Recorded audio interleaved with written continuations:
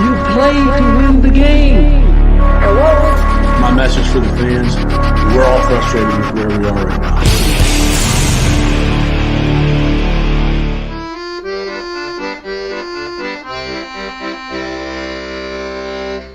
Jets, Jets.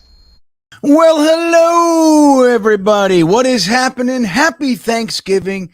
Happy Thanksgiving to you and all of the people you care about and even the people you don't. I'm wishing them a happy Thanksgiving as well.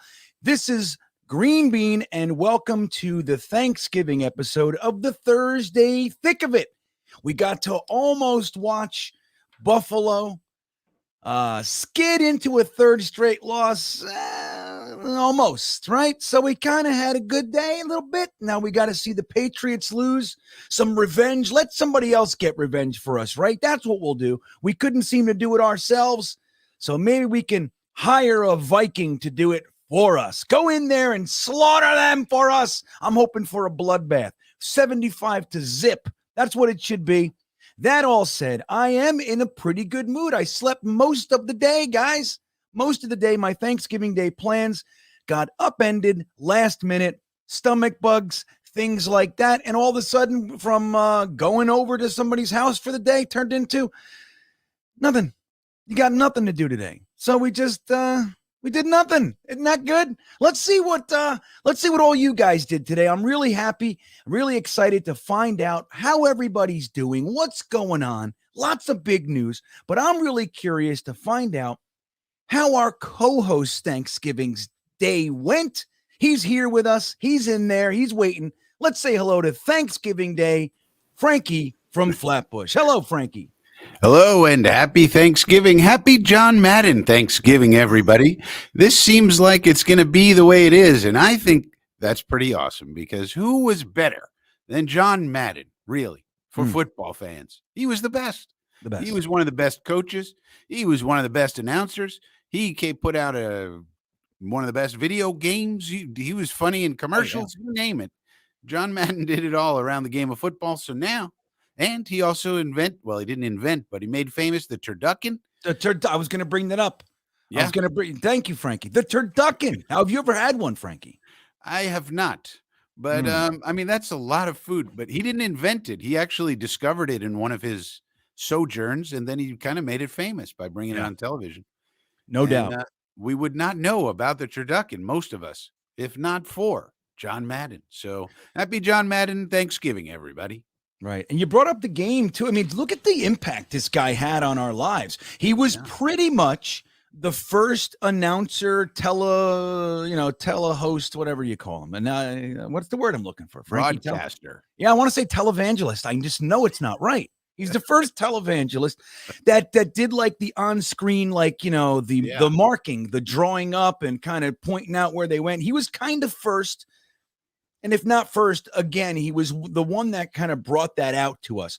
So he did that. The turducken is a massive deal. I remember as a young kid thinking, how the hell do they get a bird with 6 legs? Like, I don't know.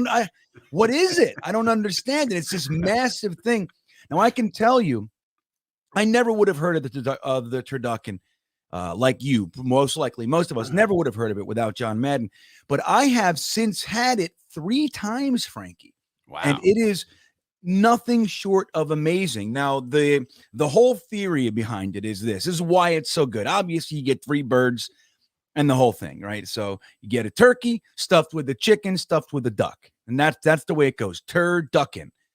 But here's the gold, that the duck is a really fatty meat. Like it has it's high fat content. So that going into the turkey keeps the turkey moist and the whole thing. So the whole kit and caboodle is super crazy moist. And a lot of times what they'll do is they'll put like a stuffing layer in there too. It's really, I was blown away. And I don't actually like duck, bro. I don't like it. But I loved it. The turducken is probably my favorite thing with Thanksgiving. And amazing thing, John Madden and the video game. So let's say hello to everybody else in here. We got Ant Jets putting up. I can't see that, Frankie. Is that an ant? No, I think that's a turkey. Turkey. Turkey. Thank you, Aunt Which would Jets. be appropriate. That would be And appropriate. Finnegan's, very appropriate. B2B's here. Finnegan's here. Happy Thanksgiving, guys. The main catch, I was just looking at all my main pictures yesterday, main catch. I had a whole, yesterday was my 15-year wedding anniversary, Frankie. And my wife, I went and bought her a bunch because every anniversary I do like the traditional, substance, I guess it would be called, like whatever, like there's a traditional flower and a traditional gift, right? So some years it's silk, some years it's diamonds and all that. This year it's crystal. So I got, and roses. So I got crystal things and all that. My wife, on the other hand, made a book, Frankie, of all of the collected pictures of our 2-year tour around the country. And I opened it and I started crying like a little school child. I was going to say that's probably way more valuable than anything you could purchase. Yeah. And I was really happy with all my gifts, very thought out, all kind. And I was immediately paling in compare. I'm like, I suck. My gifts are dog shit. You can't judge yourself too harshly. This Right. is talent that most women have. They'll know how to do things that we men can't really figure out. As long as we kind of hang in there and do our part, Right. and try. Yeah. Well, the fairer sex, right, Frankie? The fairer sex. And I think rightfully so. I think it's good. But here's the thing I've since been able to do. Years ago, I couldn't do this. I allow my emotions out. Like I would have probably, years and years ago, I get mad at emotions. I don't like how this feels. Now I cried. I look how young they were, all that kind of stuff. Yeah. How could you not? You got your kids, you got your all the different places. I mean, how many places did you go? Thousands. 36 states that we actually stayed in. There was a few more that we drove through. We don't really count those, right? So 36 states. I think it was 15 national parks, umpteen state parks and all that kind of stuff, and county parks. Some of those are more impressive than national parks, quite frankly. And we went on 260 roller coasters. I think it's 259, actually. 260 roller coasters, probably 30, 40 theme parks. So, yeah, we did quite a bit throughout the COVID time. So seeing the book, and it's just funny, Frankie, my children were so little when I left. Now my son's 14. He got a mustache, the whole thing. He was a little baby. He's 10 years old or whatever the hell he was. 11. I don't even know. But anyway, so yeah, we did that. Phil Adams is in the house. He says he's the first English Jet in the house, Frankie, just like the very first Thanksgiving. That's right, man. Well, welcome, Phil. We love having you, buddy. I got to talk about something. Phil put a comment on one of the videos. And I was going to ask you about it, Frankie. It's kind of, I've been thinking about it, Phil. Like you actually said something. I think you know what it is. And I've been pondering it since, buddy. And we'll talk about that later. Braden from New Zealand, he says, I'm thankful that Robert Saleh is able to change his mind and not be so proud and persist with Zacho. I wish him all the best with the reboot. Let's effing go Blanco or Blanco. Yeah, man. Right. So, I think he's referencing White, right? Mike White. I think. Well, thank you, Braden, and happy New Zealand Thanksgiving to you, our good friend down there. And it's a good point. We'll talk all about Zach in a few minutes, and we'll reference this. I think it is nice to know, right or wrong, Frankie, whatever the decision ends up being, we don't know how any decision is going to land, right? It could be the best thing that ever happened. It could be a huge mistake when we use hindsight and all that stuff. But I am in agreement with Braden that I like the idea that our coach can make decisions that generally could be insinuated as admitting of a mistake. Like let's say, like if they bench Zach, then it could be like, hey, you blew it with the third, second overall pick and blah, blah. And so they don't not too proud. They ain't too proud to beg, Frankie, as the famous girls said. And I like that. So I agree with Braden in that respect. And we'll talk a lot more about that. I'm very curious to hear you right after we say hello. Spin Max Dave, the Turkey Award goes to Master. Yeah, the turkey, right? Eric Craig's here. What's up, Eric? Eric just got his little one went to bed, Frankie. Finally, exhausted, so he's having a good night. How that goes. He's like, he's good. John Post, Pure Adrenaline Sports is here. good to see you, John. Welcome, New York Jets 24. Happy Thanksgiving to you, sir.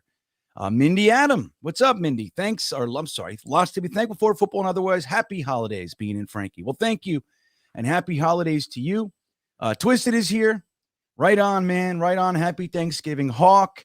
Thank you, Hawk. Good evening to you. And it's a good day, It's a good day. Leftovers be what they will be. Look, you want to know what's funny? Frankie, I told you we got a call this morning that said stomach bug, puking all night, got to cancel Thanksgiving, literally. So we're like, oh, okay. He said, come and get the turkey. He gave us a turkey. The Green Bean kids, come and get everything. So my wife went over there, picked it up, and we had a turkey for 5 of us here. It's huge, massive turkey. Okay. All right. So we did that. Jets forever with the green heart. Yeah, right. You can still love Zach, and we'll talk all about that. Jets forever. This is the thing that I'd like to. We talk about all the time with Jets fans. Is we're very finite in our thoughts and our opinions. Like this happened, so that means this. And if you think that means you can't think this. And we're all kind of rigid.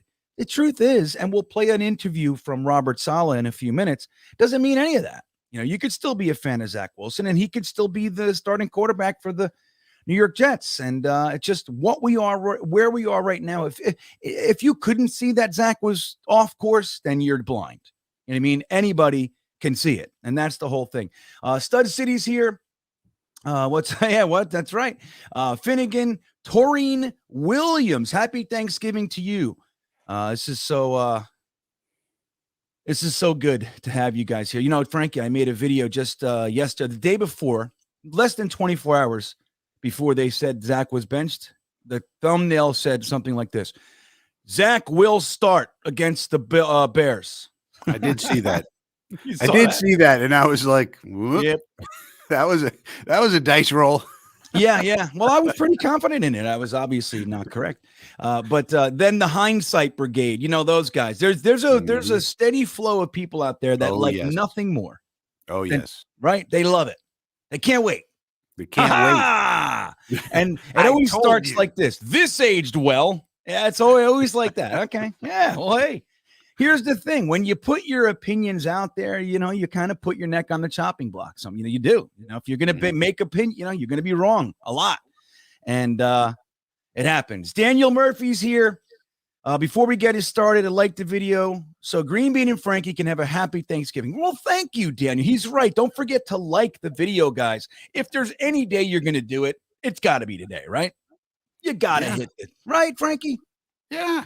It's Thanksgiving, and we're here with you guys because I don't know about the rest of you in the chat, but raise your hand if your family is a complete and total nightmare. Right, exactly. Hello. Hi. Oh, that's so funny. I didn't see that coming. That was good. And he's right. Right. Is there anyone that doesn't have like a nightmarish family scenario your going? Family seems pretty cool. Your wife's getting you gifts that make you cry. That's pretty amazing. When you think about it. Yeah. Well, look, it's like they call that the Instagram marriage, right? I only show you what's Instagram worthy. Instagram versus reality. I see Wat2K arrived. What's up, Wat2K? Happy Thanksgiving. Let me bring you on for 30 seconds so you can say hello. Okay. I want to just ask how your Thanksgiving. Let's say hello to our good friend Wat2K. What's up, buddy? How you doing? I'm doing great. Happy Thanksgiving to Franks and Beans and to the entire chat. Hope everybody's having a fantastic day, and go Vikings. Wait a minute. Wat2K is in a completely different location. Yeah, what is going on? Well, I wouldn't be the first one to just completely change backgrounds among the three of us in the best. Let's just call a spade a spade. No, I'm down here in North Carolina, the original home of the wicker chair. Oh.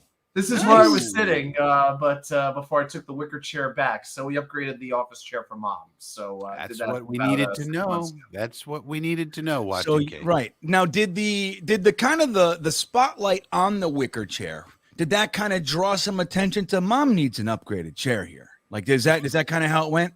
That was a part of it, as several people have mentioned. It was a great chair where we think George Washington originally flossed his teeth with the wood from that chair. Right. And we decided, you know what?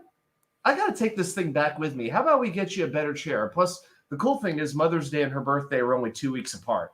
So I kind of killed two birds with one stone. It's good. There you go. Good way to do it if you could get away with it. Yeah, well, I'm a victim of such thinking, O2K. My birthday is December 15th. Obviously, Christmas is December. So everybody, my whole life goes, this is your Christmas and birthday gift. You know, I get that all the time. And they go, but I put a little bit more money into it because it's both. A Matchbox car. Thank you. This is the most expensive Matchbox car out of the 5 on the shelf, though. So there you go. Yeah. So I get it. Sometimes you got to do it. So all's going well. So you're staying down in North Carolina for a bit? Is that what's going on? Yeah, I'll be staying down here for a few days. I'll head back to Virginia Sunday morning. Got to watch Jets Bears with my crew. Yeah. And we'll be hosting a big trivia, like big Jets draft trivia for a $20 Jets gift card. So that'll be in person this Sunday during halftime with the Virginia Jets fans. Nice. And that is at the Virginia Jets fan club, everybody. One of my favorite places to watch Jets football, particularly anywhere in this area in the state of Virginia or Southern Maryland or what have you. And that is at AJ Gators in Norfolk, Virginia. Norfolk, Virginia, which is there Barb is her name, right? Barb? Yeah, Barb is our club mom. There actually is a weird thing with the pronunciation of the city. If you say Norfolk, they just made these rules up. I think they wanted to differentiate the locals from the out-of-towners. So if you say Norfolk, they want you to say Norfolk, like Norfolk. Norfolk.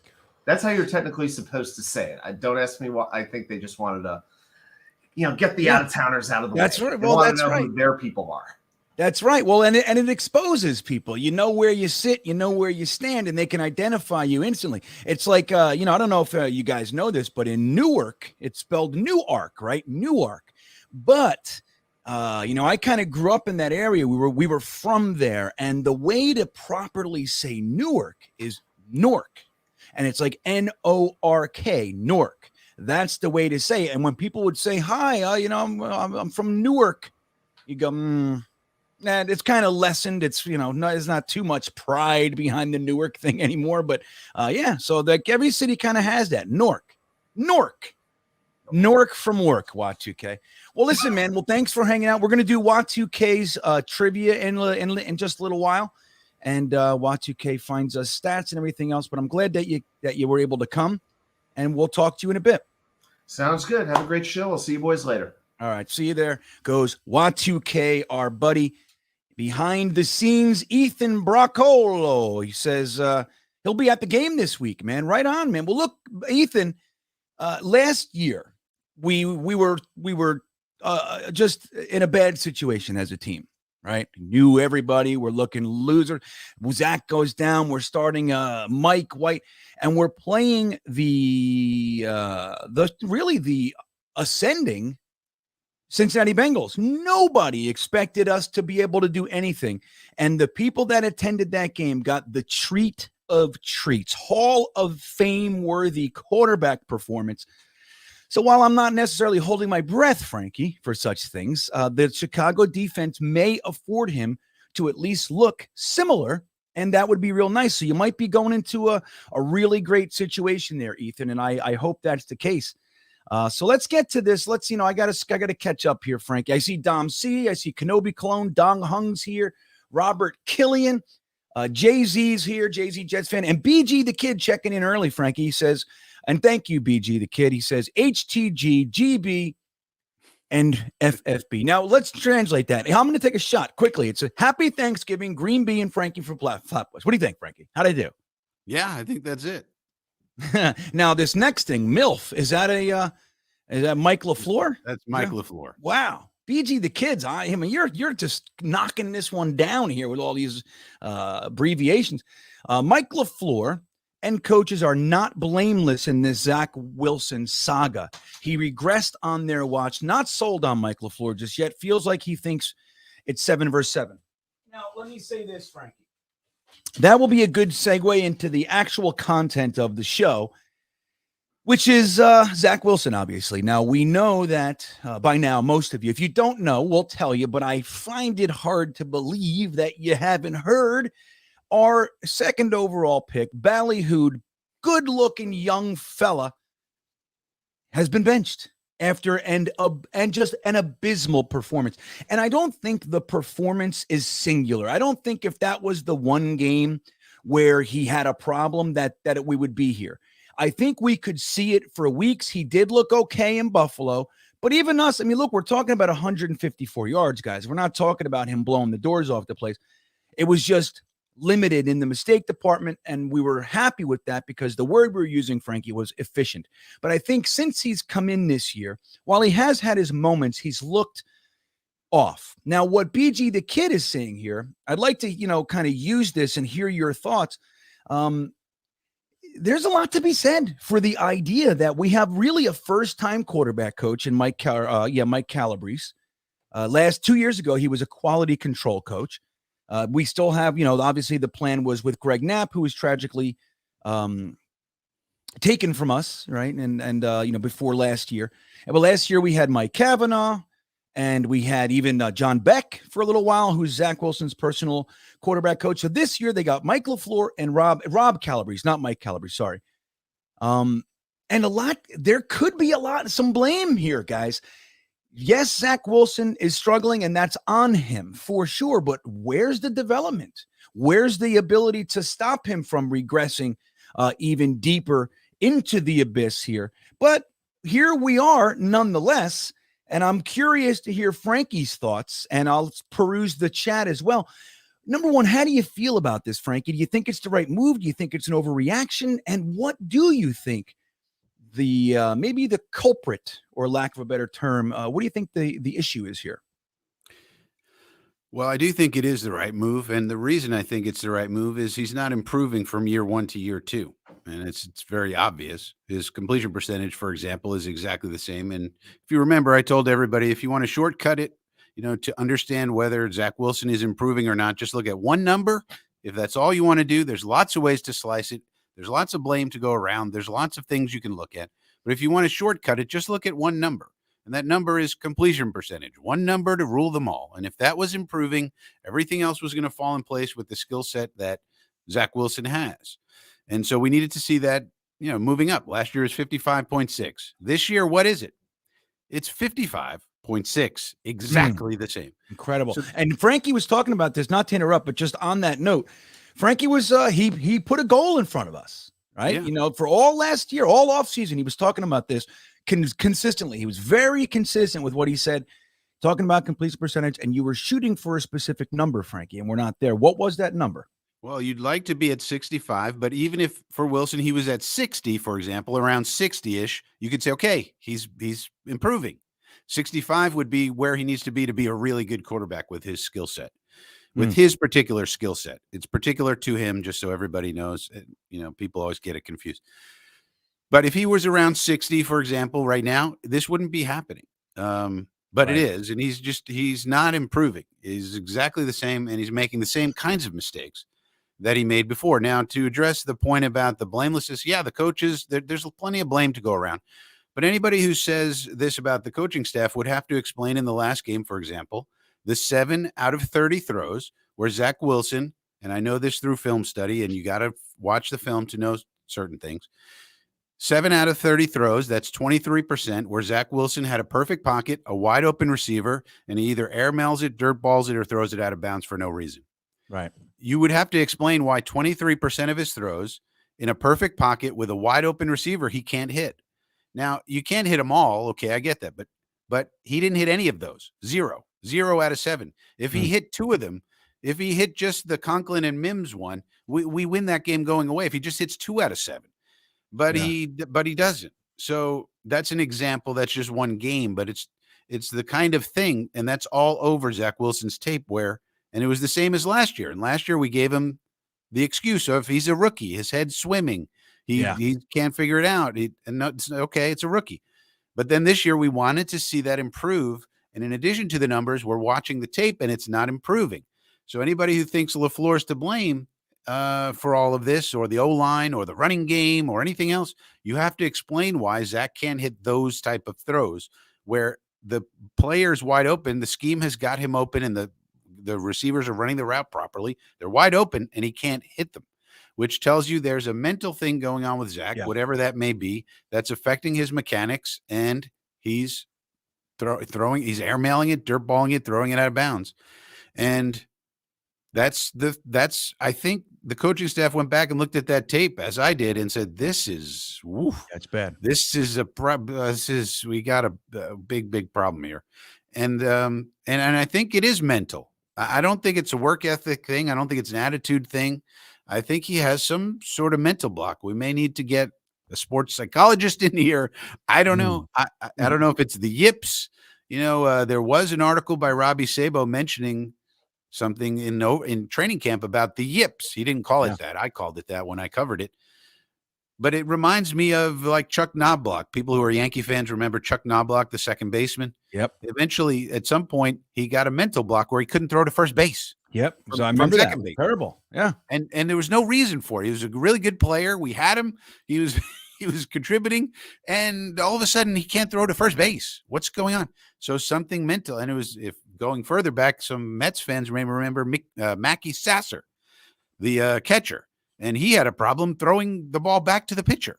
Like this most simple thing in baseball. Yeah. Mackey Sasser had a problem returning the ball to the pitcher. And I think both of these players eventually had to move to the outfield.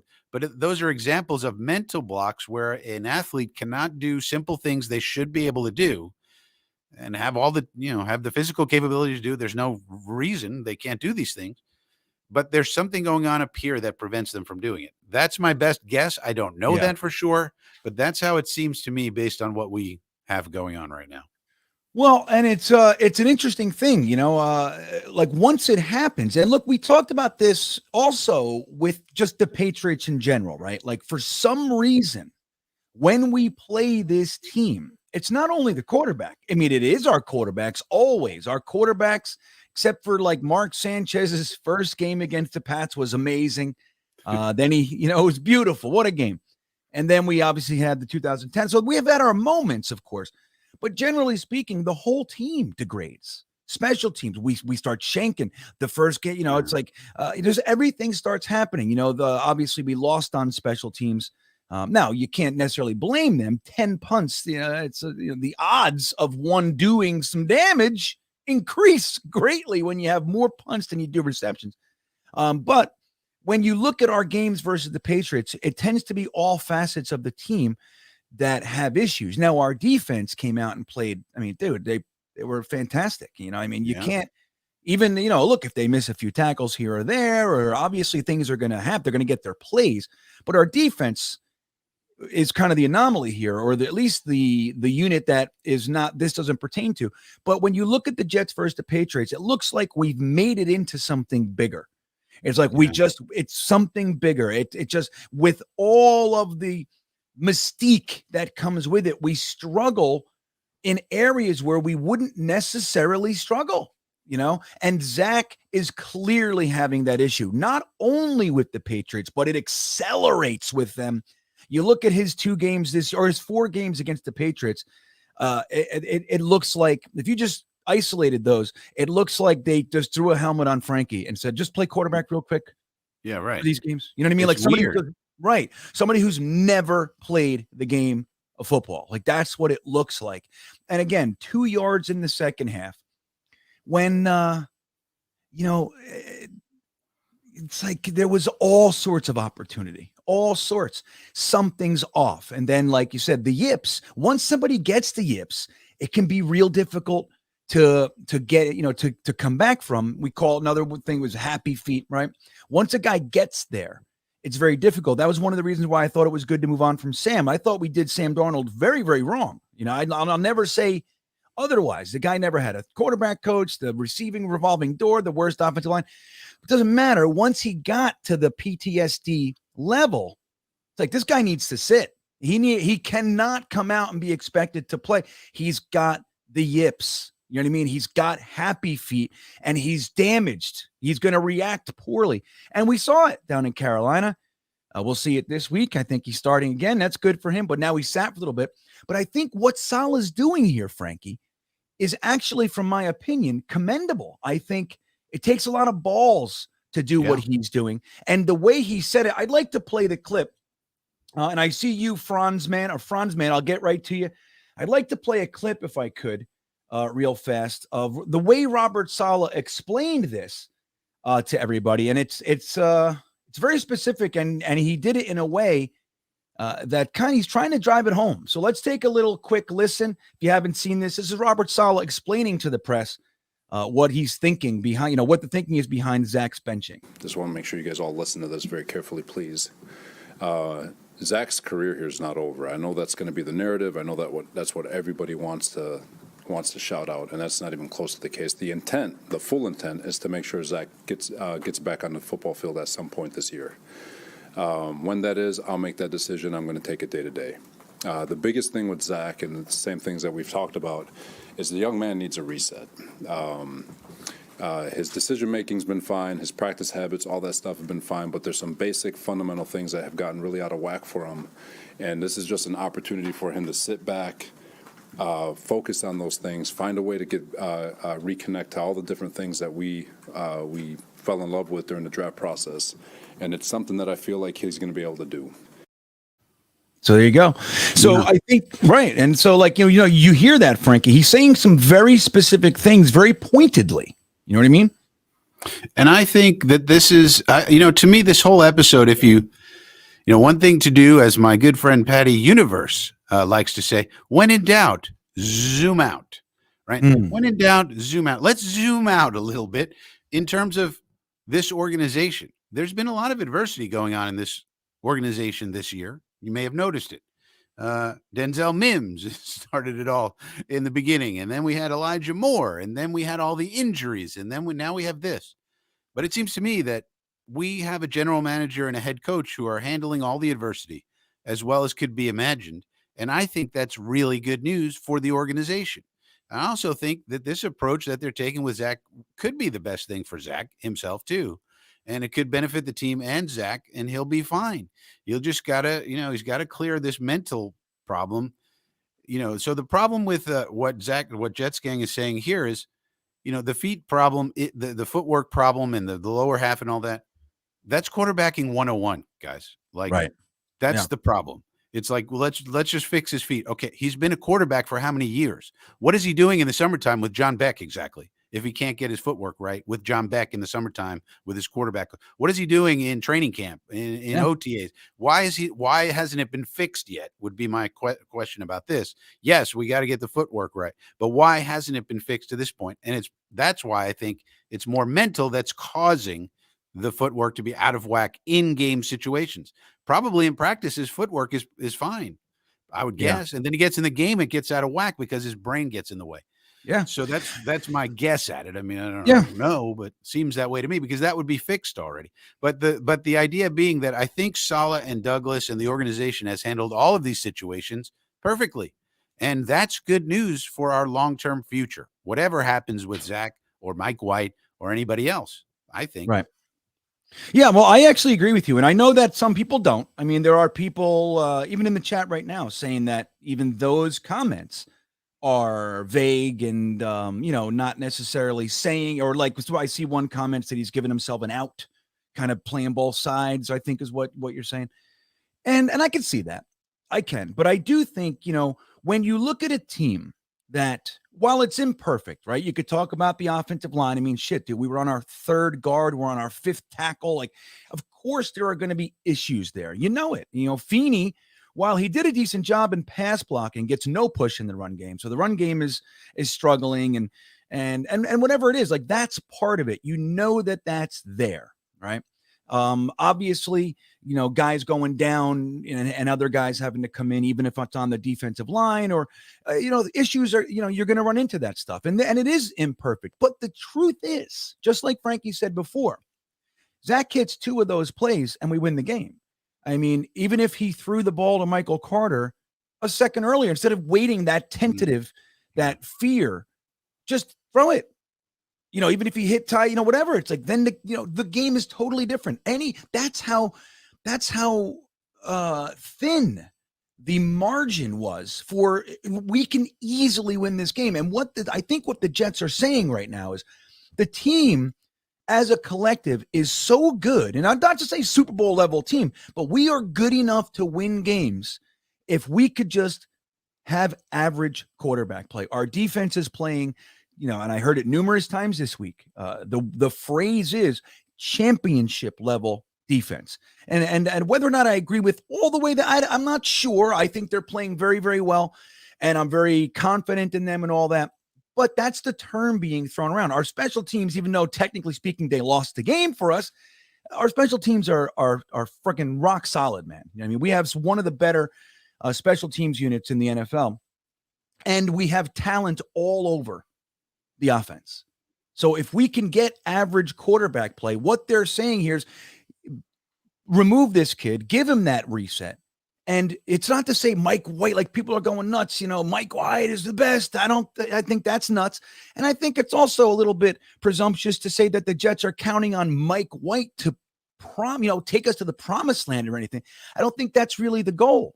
The goal is to give the team the opportunity to win games with all the talent on it and just to mitigate the mistakes. I mean, if you have a quarterback, he's touching the ball every single play. If he can't throw a 5-yard dump, then there's no way anything can happen. And therefore the defense is on the field all day. The punting, your special teams, the wide receivers can't do anything. The running back can't do anything. And that's where it goes. So I think that's kind of what we're doing here. It's not to say we think Mike White is the second coming. I know some people do. Mike White said, all right, fine. I'm going to be rooting for him. I got to say, but yeah, I think it's wise to do it this way because the rest of the team is just bursting with talent, man. And we can do a lot with average play. Now I want to get to Pooch Guy. Oh, wait a minute. I skipped Franz. Hold on a second. My bad, Franzi Franz. All right. Sorry about that. Franz, thank you for the super chat. He says, going to the game Sunday with my buddies for our annual tailgate. Which lot should we park in? Let's go Jets. Well, let me say this. There's been a lot of turmoil the past few weeks, guys. Lots of things being said about this one or that one. So all that stuff. So I'm going to refrain from promoting one necessarily tailgate get together over another for tonight. But one thing I can say is there are numerous opportunities, Franz, man, for you to just kind of pay a fee, $30, $40, $50 per person. And you don't have to do anything. The booze is there. The food is there. The games are there. The music is there. Everything's there. And you can do that very, very simply. But if you're just going to go to the tailgate, what I would say is this, or just the parking lot and tailgate, get there early so you can pick your parking spots. If you don't pay for the platinum level, that's getting you real close to the stadium. Most of the place is called gold, essentially. And you just park anywhere. And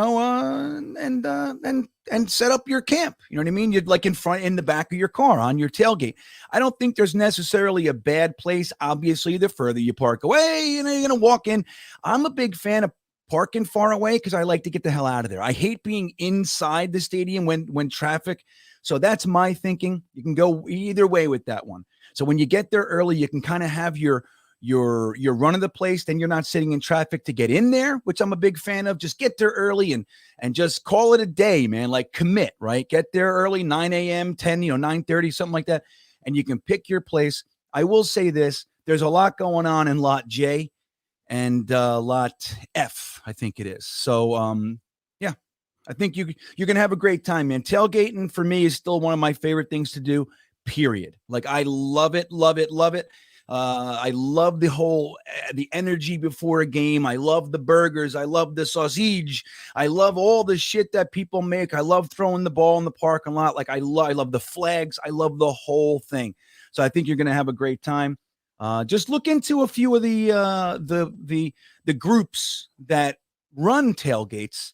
And I think it makes it easier. But I mean, dude, it's not too hard to go get a $20 charcoal grill from Walmart, one of those little round ones, get a bag of charcoal and bring some burgers and dogs and have a good time, man. I think it's kind of easy. Don't forget the cheese. It's one thing. I forgot cheese one time, Frankie. It's fucking miserable. Everyone's mad at me.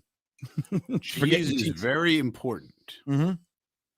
I will say, I don't know anything about tailgating, but what I do know is that the Vikings defense already has given up more points in this game that just started 2 seconds ago than we did in the whole game against the Patriots. So there's that.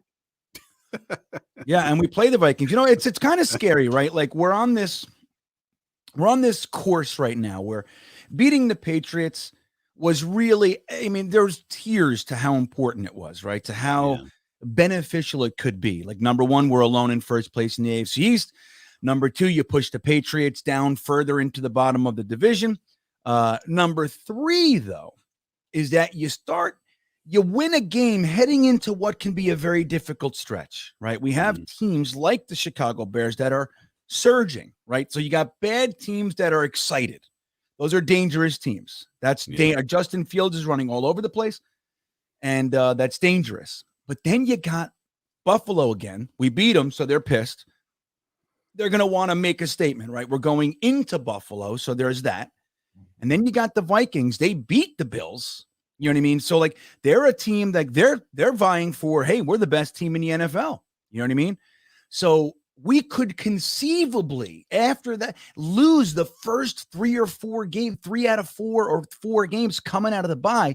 And that's when shit steamrolls, Frankie. You know what I mean? That's when it gets really ugly.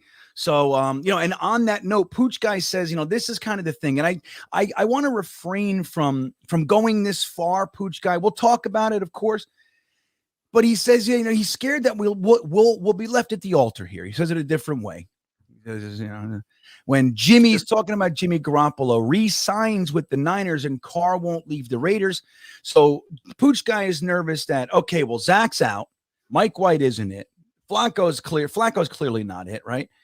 This Streveler love is, dude, it is what it is. It's just the newest version of being in love with the guy on the bench that's been happening since the beginning of time. He's not it either, most likely. And then so people are talking about Carr or Jimmy G, Frankie. And he thinks that we're not going to get either one of them, so therefore we're screwed. Now, again, it's presumptuous, right? We have a lot of football to play, lots to do before that. But do you have those concerns? No, this is what I was kind of talking about a couple weeks ago, and people were crucifying me for doing scenario planning. I was saying, well, if Zach doesn't work out, what are our options? That's called scenario planning, folks. Yeah. And people were like, how could you possibly say we could get rid of Zach? And I wasn't saying we'd get rid of him, but it was like, if he doesn't improve on this, this, and this, but if we want a veteran, these aren't the only two that are going to be available. There will be others, and trades are always available to us. So, and there's the draft. If we really need to go that way, what the hope should be is that Mike White at least performs moderately well to where you could get by with a Mike White. We really just need him to be a game manager and a guy who does okay. Doesn't have to light up the league. Just be okay. Don't turn the ball over too much. And if you at least have that, and then you have Wilson, and he's going to go through his quarterback rehab, and we got to see how he does. And maybe Wilson rehabs, and he's the starter, and then you have White as a backup. And then you get somebody like, what if we got Josh Dobbs, my favorite that I talk about all the time? We could get Josh Dobbs to be the third quarterback. That's a perfect third quarterback, as an example. Or Josh Johnson we could get back, for example. He's still in the league. Why wouldn't you have him as a third quarterback? Not as your starter, but as a just in case. Now, that's if the rehab with Wilson goes really well. So I think the hope we have to have here the rest of the season that Mike White plays is that he at least plays moderately well, like not a disaster, not a turnover machine. Because if he's a turnover machine, then he's probably gone too. And then we got to get 2 guys in here in addition to Zach. But if he plays moderately well, which I think he's perfectly capable of doing, if you think about the small sample size we got from him, his bad stats are raised up by the one Buffalo game where he was terrible. And his really good stats are raised up by the Bengals game where he was terrific. And then the other 2 games where he was partial games, he was okay-ish. So if he could just somewhere in the middle, right? Yeah. Frankie? So if he could just be that okay-ish guy, then we at least have that. You can win with that. And then we see what happens with Zach. And then we get a veteran of some kind. It doesn't have to be a top-tier veteran in that scenario. Right. And it's an interesting thing, when we talk about that, Frankie just it's a great point. And when you hear the arguments, there is a faction that is Mike White is legit. I mean, I just saw one, it's here. We don't know. He's got 4 games. He's got 4 games of experience. We don't know. So, but people feel good about it and they're using that side. And then there are people, I can't see one right now, but they're on the other side of it. And they're saying, look at he had 5 picks in the Buffalo game. He looks like complete shit, but so I think both of those, obviously, whatever side you're on, you can use those to great effect because they're real, right? Yeah. They're real facts. I think the truth is probably, like normally, guys, is probably somewhere in the middle. Mike White has proven he can play at an NFL level. He's proven that he can. We have boosted the talent around him from last year. Last year he had Elijah Moore. I think Elijah Moore was hurt too, maybe not. Yeah, we didn't have we barely had no line. We had no receivers. We didn't have any tight ends.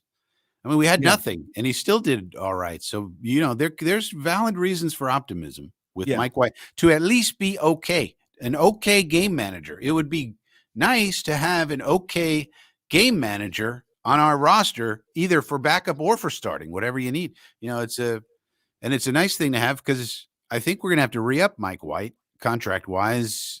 Well, it's if he plays well. You really, if he balls the hell out, he's probably gone then too. Unless you want to pay him 25 million, which I'm not sure we want to do that either. So you kind of hope he's just okay from that way you can re-sign him for a reasonable contract, and then you can still work Wilson in if he works out his issues. Yeah. Well, so it's right. So like when you look at these things, guys, I think just like Hennessy's saying, he's like, we got all these weapons on offense for nothing. Right now, our quarterback cannot hit him. Now, there are people like I see you in there. It's Snoopy saying we could dress this up any way we like. This is why he sucks, but he sucks. And so that might be true, guys. It might be true. It might be that the kid was never made for NFL. And look, some of us, we had those concerns coming from BYU. The talent that he played was maybe not on the same level as an SEC or an ACC team, right? That's the fact that he was never under pressure. Now, he's got every skill. He's got everything that you want in a quarterback, from arm strength to work ethic to all this stuff, So there's two sides to that. But, maybe he's just not an NFL quarterback. Maybe it's too big for him. Maybe, right? And that might be what we're looking at. But the other side of it is maybe he just is maybe he is off. And because he has had those flashes where he's looked fantastic on an NFL field. We've seen it. So it's like, I think the way that we're doing this right now is interesting. Okay. It's interesting, but I think there's hope that it could be impactful. And like Frank was just talking about with Mike White, if he balls out, what do we do next year? And then like Pooch guy was saying, fuck man, we're going to lose out on these quarterbacks too. That all remains to be seen. All we really need to do, and I think this is what Saleh is counting on. Like he's looking at a team, and we'll talk about this, Frankie. Saleh was 2 hours or an hour. He was over an hour late for his press conference the other day, right? He was over an hour late. And there are rumors coming out that the reason he was late was because meetings were intense, right? There was some intensity going on inside the locker room, and maybe he had to quell some issues or whatever that might be. But what we do know is that while Zach has pulled back and he's kind of said the right things since the benching and all that kind of stuff, what we do know is people were visibly frustrated, audibly, vocally frustrated. That doesn't happen instantly. Now we double that with, or couple that is the word I was looking for, couple that with the fact that Elijah Moore did ask for a trade. He's seeing it. Now, I'm never going to agree with how he handled it. Never. I think it was a douchebag move. It's very, very selfish. You don't handle yourself like that. You just don't. But that said, you can look at all these issues stacking up now. And now you see guys on the field going, whether it be Berrios, whether it be Mims, whether it be Garrett Wilson, and then he's, his comments and everything. The idea that Saleh needed to do something is very, very real. And not just because, hey, it's only for Zach. Like we're looking at this through the lens of what's best for Zach. And I do think that this has a lot of potential, a hard reset. Okay. He's not even active this week. So there's nothing on his head, nothing. Sit back, relax, support the team, just reset. But the other side to this, Frankie, is that it's a very real possibility that, like Hennessy's saying here, that the rest of the team knows damn well how good we are. And even we've had injuries to guys like ABT and Brees Hall and Corey Davis, and we still are bursting at the seams with talent. Truly. And even our lower end talent, like maybe the tight ends, Conklin, Uzoma, they're even very solid NFL players. Like, so there is no like floor bottoming out. We don't have Chris Hogan running around out there, Dante Moncrief. We're not doing that. We are bursting at the seams with young, excited talent. And if the team is kind of done with this bullshit, then this is the move you have to make. You have to do it to at least show them, hey, look, nobody's above it. Nobody can suck so bad that and not have repercussions. You have to have to put that message out there and everything. And it's very, very important. And again, if all they need to do is have average quarterback play and the rest of the team can take care of the rest, everything else, then Mike White can be that. Legitimately be that. You don't ask him to come out. Hey, look, man, we need you to be, Aaron Rodgers. The team sucks. We need you to, it's all on you, buddy. Like if we just say, hey, just play the game. Just get it to, whoever's open. Yard in, throw it. You see an open guy, hit him. How about that? That's the game plan. When you see the open guy, hit him and hit him quickly. Doesn't matter if it's a 4-yard gain, 5. Let's just move the chains. No problem. You don't have to be a hero. We got people open all over the place. Just hit them. Right. Yeah. And I think that's, that's kind of what we're looking at here. So Mr. Show, what's up, Jet Show? Thank you, sir. And he says, Merry Thanksgiving, ladies and gents. Yeah, I like how you included everybody, Mr. Show. It's the kind of guy you are, buddy. And we appreciate that. Happy Thanksgiving to you, or Merry Thanksgiving. Yeah, it's good to have you guys around, man. And, look, the thing I'd like everybody to remember is we are allowed to have feelings. We're allowed to have opinions, and we're allowed to be on opposite sides of the spectrum. You could think Mike White is a complete waste of time, and this is simply throwing the whole season in the garbage, and there's nothing build worthy now. You could think that. That's fine. And the person commenting next to you could think the exact opposite. It doesn't mean that one is wrong and the other one is right. But it'll prove to be. I mean, shit. I was talking to Frankie. I put out a video the day, but less than 24 hours before Zach Wilson was benched. Literally, the thumbnail said Zach will start. All right. So shit, you find out later that you're wrong sometimes. It's just part of the deal. And that doesn't mean it. I mean, does it mean I'm a bad person, Frankie? Do I suck now? Some of the comments are insinuating that. You suck because you were wrong about this. It's like, guys, we still have an excellent team with the winning record going into a game where we can absolutely win. Our defense can corral the Chicago Bears offense, and their defense, if we just get average quarterback play, we have more talent than they do. And we can absolutely win this game. And then we're 7-4 going into games with a better teams, but we can battle with them now. You know what I mean? So like, we got to remember, this isn't the end of the world. We're just Jets fans. We're looking at a situation where our team hit an obstacle and they're trying to get, make the moves to get around it. And I, for one, commend them for doing it as opposed to just standing put, standing pat we've seen it so many times, Frankie, with McCagnon, with Bowles. Yeah. They just stay put. They just don't do anything for, you know what I mean? They're frozen. Yeah. And perspective is needed. That's why I like to say, when in doubt, zoom out. We're in year 2 of the rebuild. Year 2, folks. Year 2. I don't think even Joe Douglas thought we would be here this fast. Right. In the thick of the playoff race in year 2 of this down to the studs rebuild, where he had to do all this stuff with the salary cap and everything else and all these draft picks. And you can't expect the rookies to come right in, and be great right away. And a lot of them have been, like Sauce and Garrett and even Jermaine and Michael Clemens contributing and everything. You can't expect that to happen. I think they thought we would be like the Jaguars. This is what I said in my video. I think they thought really we'd be like the Jacksonville Jaguars are this year. They're 3-7. They're in a lot of their games, but they're coming up short. They're blowing it. They're making mistakes. They're playing well, but losing. And Trevor Lawrence is improving by by every measure, any way you look at it. I think that's what the Jets hoped they would be here. Like we'd have an improving quarterback, the team's better, but still losing. And then next year, we'll take that leap. Well, that didn't happen. We're much better than I think even the Jets anticipated. And the problem was that the quarterback isn't improving, is exactly the same as he was as a rookie. And so that's why we're in this situation. But nonetheless, isn't it better that the team is much better, in year 2? And how much better are we going to be next year when we get Brees back and AVT back and reload again in the offseason with more draft picks and free agents and et cetera?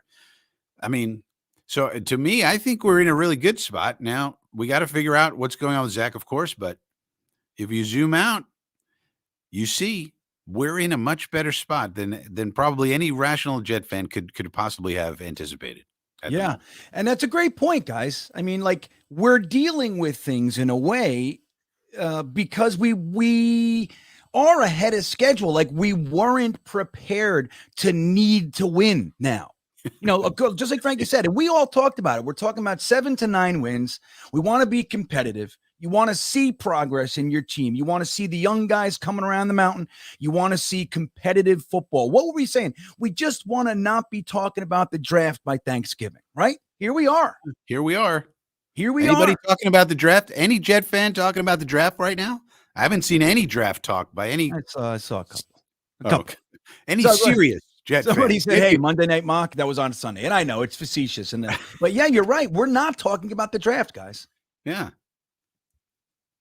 So that tells you where we are, and we're way ahead of schedule. So I think that's the way to look at it. And yeah, we got to get this Zach thing situated and figured out, but we're way ahead of schedule, which is great. Yeah, and that's what forces you. Like, look, if we were 3-7, let's say we're 3-7, we lost, 3 nail biters. You got your ass kicked a couple times, but we're kind of looking like a team that can compete with anyone. And then you got the time to kind of wait out your quarterback and, let him develop under these conditions. And that's kind of what we did last year. But right now, like Frankie said, all of a sudden, you got guys like Garrett Wilson. You got guys like Elijah Moore. You got Sauce Gardner. You got fucking, DJ Reed. All these guys are like, they're playing at such a high level that it's like, we can't really wait. You can't allow this to continue with the idea that it's better for the long term. You can't. You have to sacrifice at least a little bit of long term for what's best. And it might even be best long term, but you have to look at right now. You have to. And I think it's a good thing, guys. I really do. I think, again, I didn't think they would. Honest to God, I didn't think we would, Frankie. I said it in the video. I said I think that the wisdom here is to put Zach on notice. You let him know this is it, buddy. And you give him the half. He comes out, he responds, he balls out, and we're good. And you do it week by week. If he's not, he's on a short leash. Halftime, Mike White's in, and you get the whole half and I guess they saw it. They probably looked at it and just said, and again, I think there's very real possibility, guys, that there was a little bit of an uproar starting. I think a lot of people were probably more upset than maybe we even know. And that's why Saleh was late. That's why things are kind of happening that seem a little bit, I don't want to say the word drastic, but more,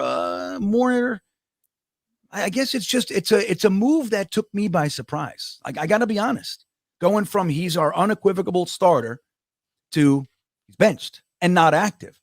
So it's a little bit more than I thought. So I think, that's to be considered, all those things. And I think it's for, we can win now. Now, let me see here. This guy's back.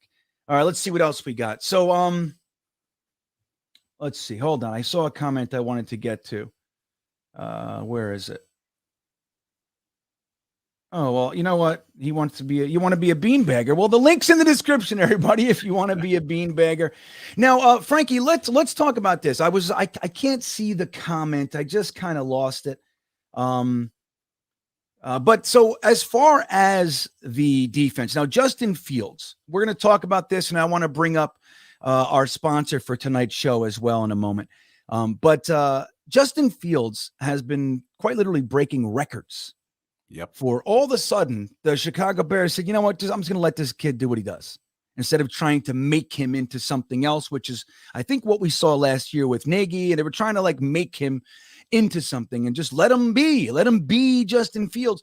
And we're seeing a lot of success, very exciting. The team feels invigorated. Their fan base feels invigorated. What do you think the realistic potential is for our defense against this surging, young, exciting quarterback and the Bears offense? Well, it's interesting. I mean, obviously, we have one of the best defenses, and they've transformed their offense into something similar to what the Ravens do, really. And it's surprising because their offensive coordinator is Luke Getsy, who comes over from Green Bay, where they run the West Coast offense. So they've said, okay, let's really run the quarterback, run the running backs, run everybody, and occasionally, throw some passes. And they do have new wide receivers like Chase Claypool that they've acquired. But I think we'll do fine because we do have a great defense. And I mean, it's going to be a tough challenge. Now, the interesting thing is the injury with Fields. I don't know how anxious he's going to be to run around this game if he plays, because he does have an AC joint in the shoulder. Does he really want to take a bunch of, hits, to the shoulder and that sort of thing? So we'll have to see about that. But otherwise, yeah, he's averaging 76 yards per game on the ground, averaging 76 himself on the ground this year. That's crazy. That's crazy town. Yeah. Somebody like Trevor Lawrence averages like 18 and Zach averages like 13, which is normal for a mobile quarterback. Yeah, it's running back numbers. Yeah. Yeah, and he's averaging 76 himself. That's how amazing he's been. So that's always a challenge. He's on the elite level, but we'll try to do the same things we did with Lamar, and we contained Lamar pretty well. And then he hit us for a couple of bombs late, but we'll see. But I think we can hold up well. This defense has found its identity. We should be able to dominate their offensive line with our defensive line. I mean, that's really usually what it comes down to, even without Rankins. And if that happens, then we make life tough on Fields, and when we should do well, and hopefully get a few turnovers as well. Well, it's an interesting way to look at it too. Like their game is right now, any success that they're able to do is kind of predicated on whether, how Justin Fields plays. I mean, obviously every team with their quarterback, but the whole resurgence is essentially him, Yeah. So, and look, he's a little banged up, but if they're going to have any success, it's on the back of his legs, right? Like that's kind of what it is. But I also think that he might not be able to stop himself from doing, like, that's who he is. Like he sees that. That's one of the things, like when we were evaluating the quarterbacks, as I shared with everybody, I like Justin Fields coming out at least as much as I liked Zach Wilson. I didn't like Zach any more than I liked Justin Fields. But one of the issues I had with him is that he seemed to run before the progression. So he looked at his first receiver. So he looked to run too fast. And I don't like that. And those quarterbacks tend not to last that long, Frankie. They take a lot of punishment. Yeah, and that was my concern with him. It's like it's not just like that he can run and he takes off. That's fine. But he, in my opinion, took off way too early. So he'd go back and look, the guy's covered and he's gone. And again, that can be exciting and beneficial, but for the long haul, he doesn't look like a guy that when you do that will last all that long. So I'll tell you what. Yeah. I'll tell you one thing. We cannot be in man coverage at all this game. There's going to be everybody with their backs turned. Yeah, yep. No way. We cannot be in man at all against this fella. You got to be in zone. You can, because as soon as he sees that, he's out of there, and he's goodbye. So it's basically going to be zone all day, which is fine. We like zone anyway. We're an 80% zone team normally anyway. It's what we do. There may be certain situations where we play a combo like 2-man, for example, but and pattern matching and things like that. But generally speaking, we cannot be all in man everywhere. Everybody's manned up on the receivers. Nope. If we do that, it's going to be problems. Oh yeah, it's going to be very dangerous, man. And then Frankie's exactly right. Like that's just a tactic. Get everybody running down the field so half the team has their back turned. Yeah, And right. just fucking take off, man. You're guaranteed 15 off the rip. You know what I mean? Yeah. So that's how that goes. And I would agree. Now, Frankie, I want to using this subject, I want to tell everybody about our sponsor today. And now it's a sponsor that we've brought up before. Versus Game is back with us. And Versus, it's pretty cool what I can do. Now, one of my games this week, Frankie, I'm gonna throw this at you, and I'm gonna see what you think. Okay. Now, I'm almost embarrassed to put this game out there, but I think it's legit. Now, Versus, you can play games and bet money on all kinds of intricate nuances, not just like who will win. So the game I have up there, guys, right now is who's going to rush for more yards in the Jets-Bears game, Justin Fields or the Jets offense. So the entire Jets. Now look, we're no slouches either. Michael Carter's a good back. James Robinson's a good back. So we have potential as well. But who's going to rush for more yards? Is it Justin Fields or the entire? And that would include Mike White running down the field for a 12-yard scamper here or there. That's a good bet. I like this. It's Fields versus the field. Right, exactly. So you go now. The link to this game is in the top of the description of this very video. You click on it, and if you don't have the app yet, it'll take you to a page to get the app. But if you have it, you can go. It'll take you right to the game. And again, you can put nothing down. You can put a little bit down. You can put a whole bunch down if you feel real confident. And what the app does is it finds someone who feels the same, or feels the opposite way as you do, and it'll find you a partner to play against.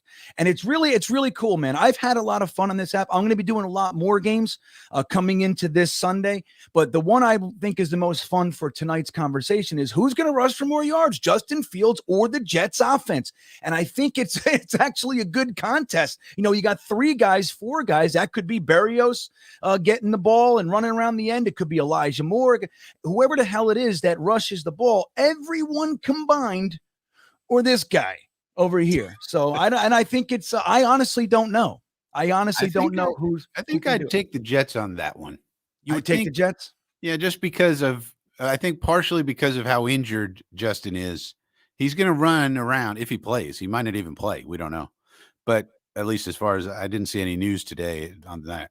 But if he plays, I don't think he's going to be so anxious to he'll run, but is he going to run so much?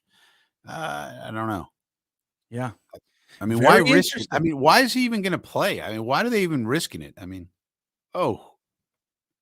freaking Kirk Cousins is so crazy. Anyway. Yeah. So I would probably take the Jets for this one because it really isn't a game that means anything for the Bears, standings wise or anything. So I think Fields will be a little more conservative than he usually is. So, here's some thoughts for people who want to take up the bet on Versus. Yeah. You might want to think of it like, okay, if he's going to Fields, is anything really on the line here for the Bears? Not really. So is he going to really put himself out there to go for 100 yards rushing and take all the pounding that's going to take? I wouldn't think so. I would think he would try to be a little more conservative if he plays at all. So that's right. And that's interesting thinking. Now there's another side to that where people are actually thinking that the Bears are trying to see how close they can get to that 7th wild card spot. Like if they win out, now it's highly unlikely, but believe me, I got into it with a Bears fan on Twitter recently. And I was like, you got to be kidding me. I think they'd be better off getting a nice draft pick, but yeah, well, you know how teams are. We thought that too, and we still won those games. We'd have Trevor Lawrence right now, probably, but anyway. Jalen Carter would look nice in a Bears uniform. That's all I'm saying. Yeah. Well, yeah. So there it is, guys. Versus Game. It's a fun app. I make games on there. You can play. You can make some money as well. And the link is in the description of this video. So there they go, Frankie. Let's get to a few super chats here. let me get our proper background now. Let me see. You guys know I made a new background. What do you guys think? Look at that. You see that? Look. I'm using negative space, Frankie. Takes me a minute, but I get there. So there's also people talking about Joe Flacco. We'll get into that as well. Flacco. Yeah, I mean, like, why isn't he the guy that's Did you see him play the 3 games he played? Yeah, I mean, did you watch him play? Well, I don't know. He's had a reset. He's had time to reset. He's had a reset. Yeah. Chris KV checking in. Hey, Chris, happy Thanksgiving, buddy. Thank you. He says, say a prayer for this kid if he's actually going to start. One hit from Quincy, Quan, or CJ, and his season is over. Now he's talking about Justin Fields, it sounds like. Have you seen Justin Fields play? This is the toughest son of a bitch than I've ever seen. Justin Fields is about as tough as they come. So let's relax with how tough we are. And now he's injured, so he's got an AC joint problem. But is there anybody tougher in a quarterback position than Justin Fields? I mean, that's a tough SOB, man. Yeah, I agree, and I think Chris, you got a point, and I think our defense is hitting hard. I mean, Quincy Williams, and all of them they have plays each game that are thunderous, and I think that goes a long way. Toward like the drops we see and things like that. It's our defense is they're beasts right now. That could be something. So look at this comment. So like this could be something, and it's true. We have hard hitters. Don't get me wrong. We do, but Justin Fields is a tough SOB, probably the toughest I've ever seen. This kid comes back from everything. But then again, how many times is he going to want to run against these mofos? Yeah. Against Quincy. Like, is he going to really want to take that pounding, again with an AC joint problem and other things? Yeah. Well, that could be something that you look at with versus. Well, that's totally the thing, right? There's lots of variables that come into play. And Watu put a stat in the private chat as well about the Jets side of things. And this applies as well. I'll put it up here. He says the Jets are running for 139 yards per game in their wins, but just 67 rushing yards per game when they lose. Now, obviously, we all want to win. But in the event the Jets are getting beat, that's probably because we're not rushing the ball well, in which case the other side applies. And you might win if you pick Justin Fields. I don't know. I have a hard time. That's why I don't bet. It's not the only reason. Obviously, I'm out of control when I do. But I don't like, it's like even the fantasy football thing. It's like I can't take it. Like when I have my guy, I need him to get a bunch of points, but he's playing the Jets. Like, how the hell do you do that? I hope my guy gets 4 touchdowns, but we still win. You know what I mean? Like, it's a conflict, Frankie. It kills me. It really does. So, I can't, just like even on the predictions, I know I have very little impact on the universe at large, but I still feel like if I predict him to lose, it's not helping. So I just predict him to win all the time. That's what I do. I'm not the most dependable guy. If you're looking for my predictions, I'm not necessarily the guy to hang your hat on. So anyway, Chris, thank you for the super chat. Now, Frankie, so we have a bunch of games. Now, again, we go through, we have Chicago coming into town, and then we play, is it the Vikings and the Bills or the Bills and the Vikings? You remember which order it is? Let me take a look. It's Vikings, then Bills. So it's not, like I said again, and I really want to get your thoughts here. I mentioned it before, but losing that Patriots game was big on a lot of levels, and of course, guys, the division, right? And then obviously just our overall record and all those things apply. And then there's the 14 damn times in a row and the monkey off the back and the exercising the demons, all that stuff. Very, very important. But on another side to it, just a very practical side, when you look at the Jets schedule coming up, it's potentially very scary, Frankie. And so we lost a very winnable game against the Patriots where we only scored 3 points. Then we have the Bears. This is a winnable game, but again, they are surging. They are excited. They're an excited team. And believe me when I tell you, just like we say things like, oh, well, their defense isn't good. This is an opportunity for either, when it was Zach, but now Mike White. They're thinking the same exact thing. This is an opportunity for our defense to put their foot down and make a statement. And believe me, they're thinking the exact same things. The Jets are an opportunity, and that can excite a team. That can get them amped up. They're not walking into the game thinking they're going to get their ass kicked. They're walking into a game thinking this is an opportunity for us to get ahead of this thing and make a statement and kind of start some, the ball rolling, get some momentum on their side. So it's a scary game in my opinion. While I think we should win, I honestly believe that. Obviously Mike White is a question mark, but it's a scary game for those reasons. But right on the heels of that, Frankie, we have the Vikings, who are among the best teams in the league. Think what you want. They are. Then you have the Bills, who we beat, but we know what they really are. And it's going to be very, very difficult to sweep them this year. And then you have the Lions, who are playing balls to the wall the last few weeks. I think they were on a 3-game win streak. They lost today, but they took the Bills to the ropes, to the end, to the wire, I should say.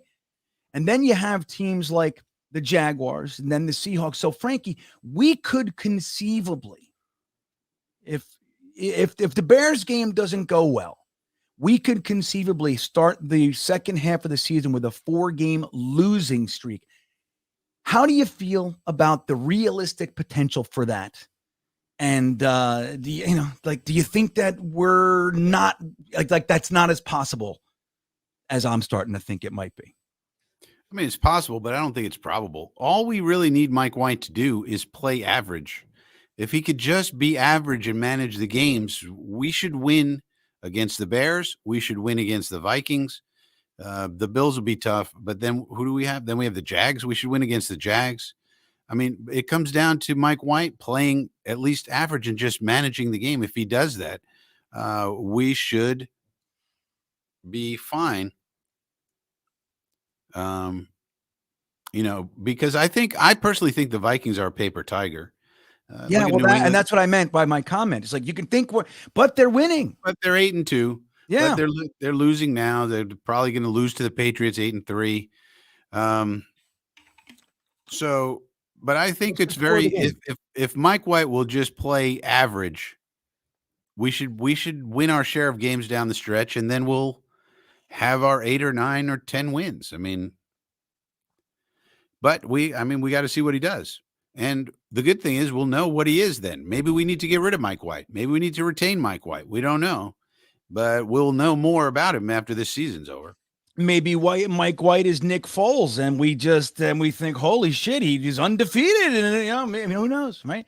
We were all talking. It was funny last year when he came in. Yeah, we brought up the idea, the Tom Brady comparison and the whole thing, and people laughed. And then he comes out and throws 405 yards and looks like a dynamo, and everybody's nuts. And then he goes into the Colts game and he drives right down the field and throws a beautiful touchdown to Elijah Moore and then gets hurt. So he created this mystique. Then he comes back in versus Buffalo, doesn't play so well, and so now we don't know. We don't know what he is. But like Trinity is saying here, and I think this is a good comment, Trinity. He says, I think Mike White is going to move the offense just fine. We might not have Mahomes and Mike White, but he'll be better than Zach, and better than Zach has been so far this year. Frankie from Flatbush could run the Jets better than Zach. Now, I don't know about that. I would, what I would do? I would just hand the ball off every time. Right. Here you go, Michael. Yeah. Keep me out of it. RPO, please. Every play, please. Just give me the option. Here you go. Yeah, and there'll be no keepers with me. There'd be that one play, Frankie. You get comfortable. Judon, you can stay over there. I'm not interested in your tackling. Thank you. Hey, you know what? I think you'd get comfortable. You go, you know what? I'm going to throw this one. And you go back and they kill you. Big fumble and you lose the game. That's how it goes. But I'll tell you what, man. Look, I'm old, right? I'm going to be 50 in a few weeks. And I was never all that good. Anyway, clearly, because, here you never heard of me as a football guy in college or anything like that. But I was pretty good for my level, but I was always defense. I was never really if I was on the offense, it was offensive line because they didn't know. I had no business with the ball in my hands. That's the truth. I had one interception in my whole entire football career, and I brought it back for a touchdown. Great read, Frankie, on a screen. I wish TV cameras were there, buddy. I just wish. But anyway, I still believe, even all that said, I still believe when I watch It's like, for example, I watched Zach Wilson last week. I have every belief, every confidence I could have played better. I believe that. Now, why? I don't know. I've never been in an NFL game. What the hell do I know? I still believe it. I know most of the people in the chat probably do too. Like, I could play better. And Trinity believes you can. So I take that as a compliment, Frankie. But the comment itself, I think, is a good one. And I think it harkens back to what we were saying at the beginning of the stream about what they're really looking for. Like, I don't think that we're going to overcome. We're just looking for a guy to get the ball into the hands of his playmakers. Simply. Do you think Mike White is going to be able to do that? Like, do you really feel good about this, Frankie? I mean, I do. If you think about the Bengals game, that's all he did. I mean, the reason he had such a great game, he kept checking it down. The running backs ran like crazy. That's really why he had a great game. And why can't he do that again? Just take the open guy, take the simple one. If the first guy's open, take him. If not, check it down. Yeah. I mean, why not? I mean, we don't have to make it too complicated. And I think, we'll have to see. Hopefully he can do that. And I think he can. I don't think there's any reason why not. If you look at his numbers, like I said, if you look at his numbers, they were inflated by one terrible Buffalo game, really, in terms of interceptions. So otherwise, he wasn't, like the commenter said, he's not Patrick Mahomes, but he can run an offense. It seems like. We got to see. It's only been 4 games, and they weren't even 4 whole games. So we have a small sample size. But we do know that the coaching staff believes in him, and I think that's true. Even reporting by our friend, Country Club Connor Hughes, is that the Jets believe that Mike White is sort of a long-term quality backup, type who can come in when you need him and do the job. And I think, our trust in this coaching staff has to be higher, much higher than it was, in the beginning of the season and last year. I think we've kind of come to the conclusion that this coaching staff is at least competent and probably good. And so if they feel like, White is a quality backup that you can bring in and he can do the job, then I think, you have to think that's probably true. And we'll see. They could be wrong. Who knows? But I believe in that. I believe from what we've seen him do, and also believe from the coach's belief in him, that he can do just that. That's all he needs to do. Just run the offense, be average. Don't make big mistakes. Don't take big chances. Check it down when needed. If you're in trouble, check it down. No problem. And just kind of do that. And just if you have to punt, you have to punt. But, that sort of thing. Yeah. Well, look, I'll bring up Larry's comment. Larry's on fire tonight. Larry's he's very upset. He doesn't like the situation we're in. I think, oh no. It's valid, very valid. But he says, because the book on Mike White is take away the underneath stuff. And that's the concern, right? Is that we know Mike White's not necessarily dangerous with the intermediate to deep stuff. He can hit it, and he has a couple. He's hit those, but it's not really what you're thinking he's going to give you. Right.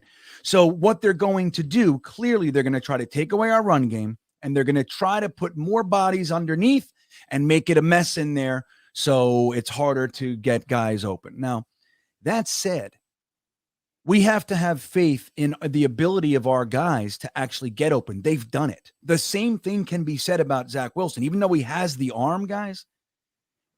Just like Belichick's game plan last week. He said, look, if he's going to beat us deep, then he'll beat us deep.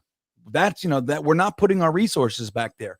Obviously, you cover guys when they run deep, but their resources were all put. It's like, Captain Picard, redirect all energy to the forward shields, because that's where the threat is, right? So he put everybody in the box and taking away as best he can the short stuff. Guess what? There were guys open all over the place. All right. So that's the whole thing, Larry, is that what we needed was a guy just to be able to see. Like, there were times, and I didn't finish the all 22, but I started watching it.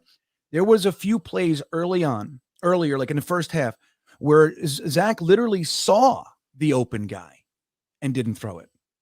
You know what I mean? So it's like, it's maddening. And that's, I think, what Saleh's talking about. It's like, look, the kid obviously has all the talent in the world, but something's, and I think it's fear, right? He's stuck. And so when he does let it go, it's like, ooh, and you see like that floater to Berrios on the left side there. That one's making its rounds on social media, Frank. Yeah.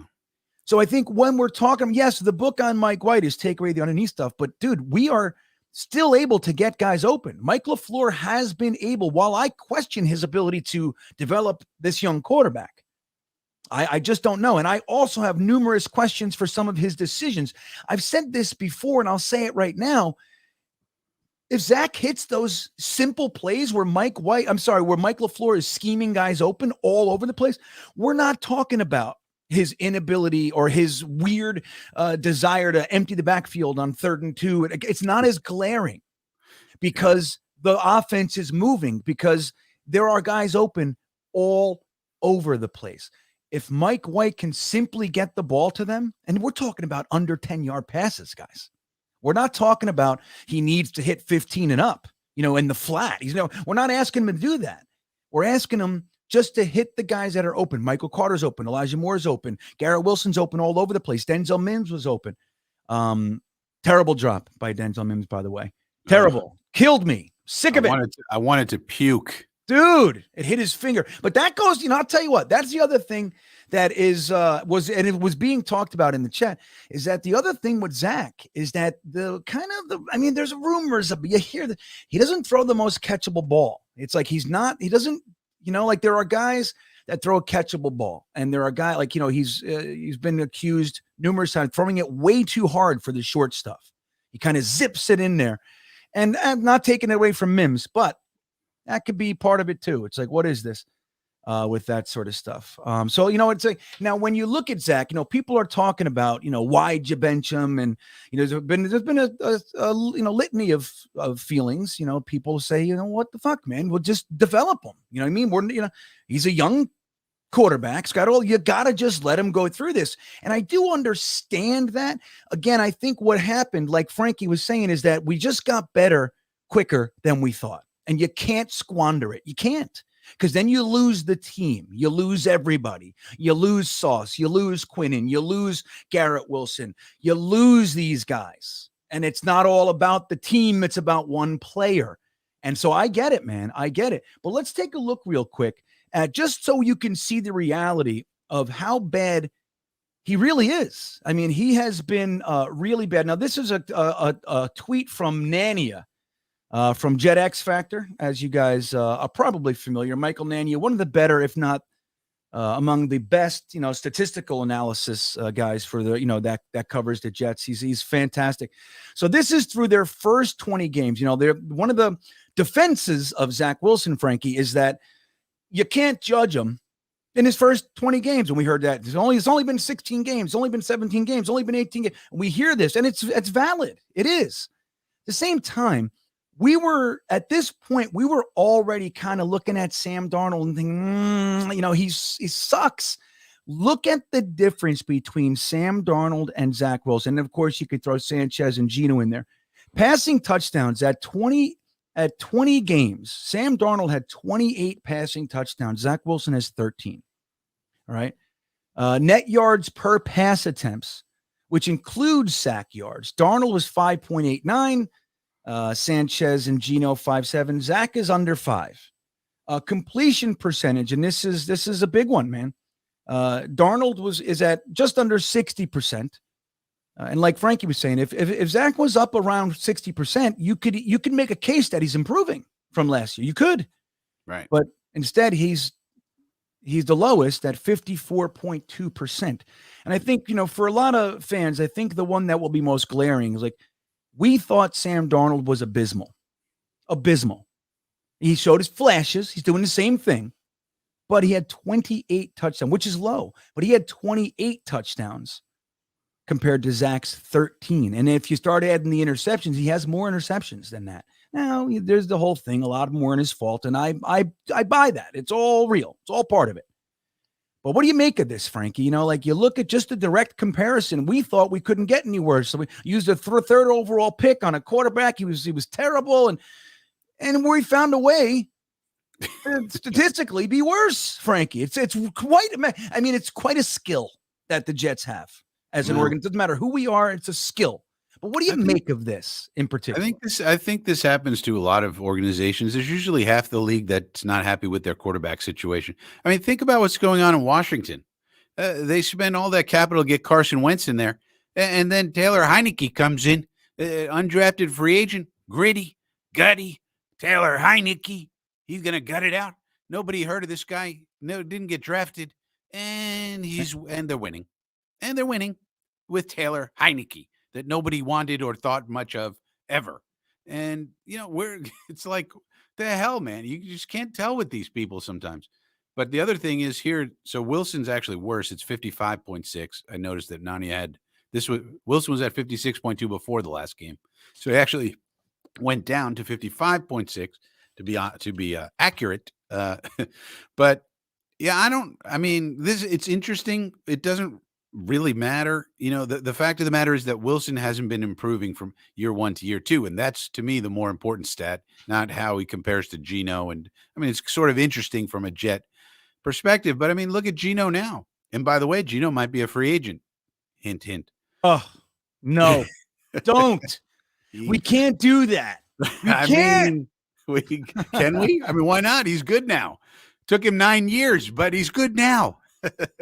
Yeah, I don't know. There's another possibility of a guy who's available to the previous, person who wrote in and said, hey, there's only, Carr and Jimmy G. No, there's Geno, there's other people. So, but Geno, how do you explain Geno? It makes no sense. Nobody, even the Seahawk fans, nobody thought Geno would be good this year. Nobody. And I love what they said. They said, Geno, they were writing you off. What happened? Geno said, yeah, they wrote me off, but I didn't write them back though. Yeah, I like that. And I love that.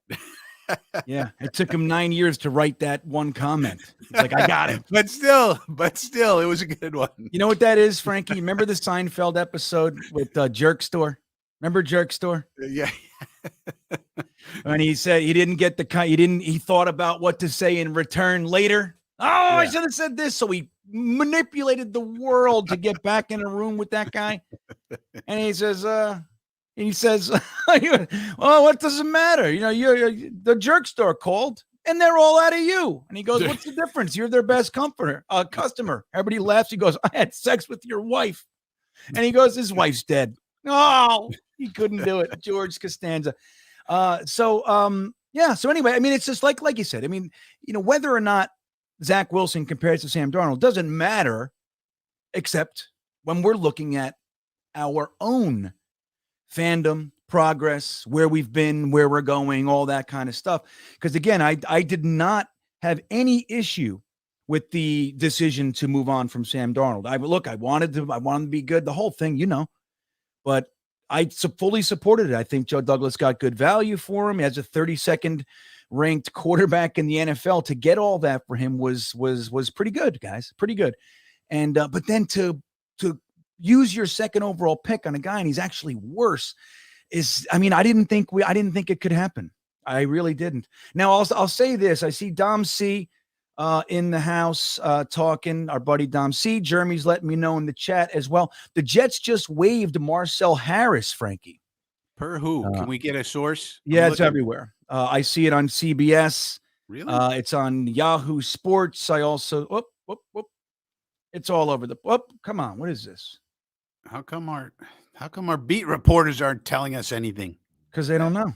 Idiots. Let me see. Hold on. Samini's got to have something. Let me see here. Jesus, my computer just kind of. Samini.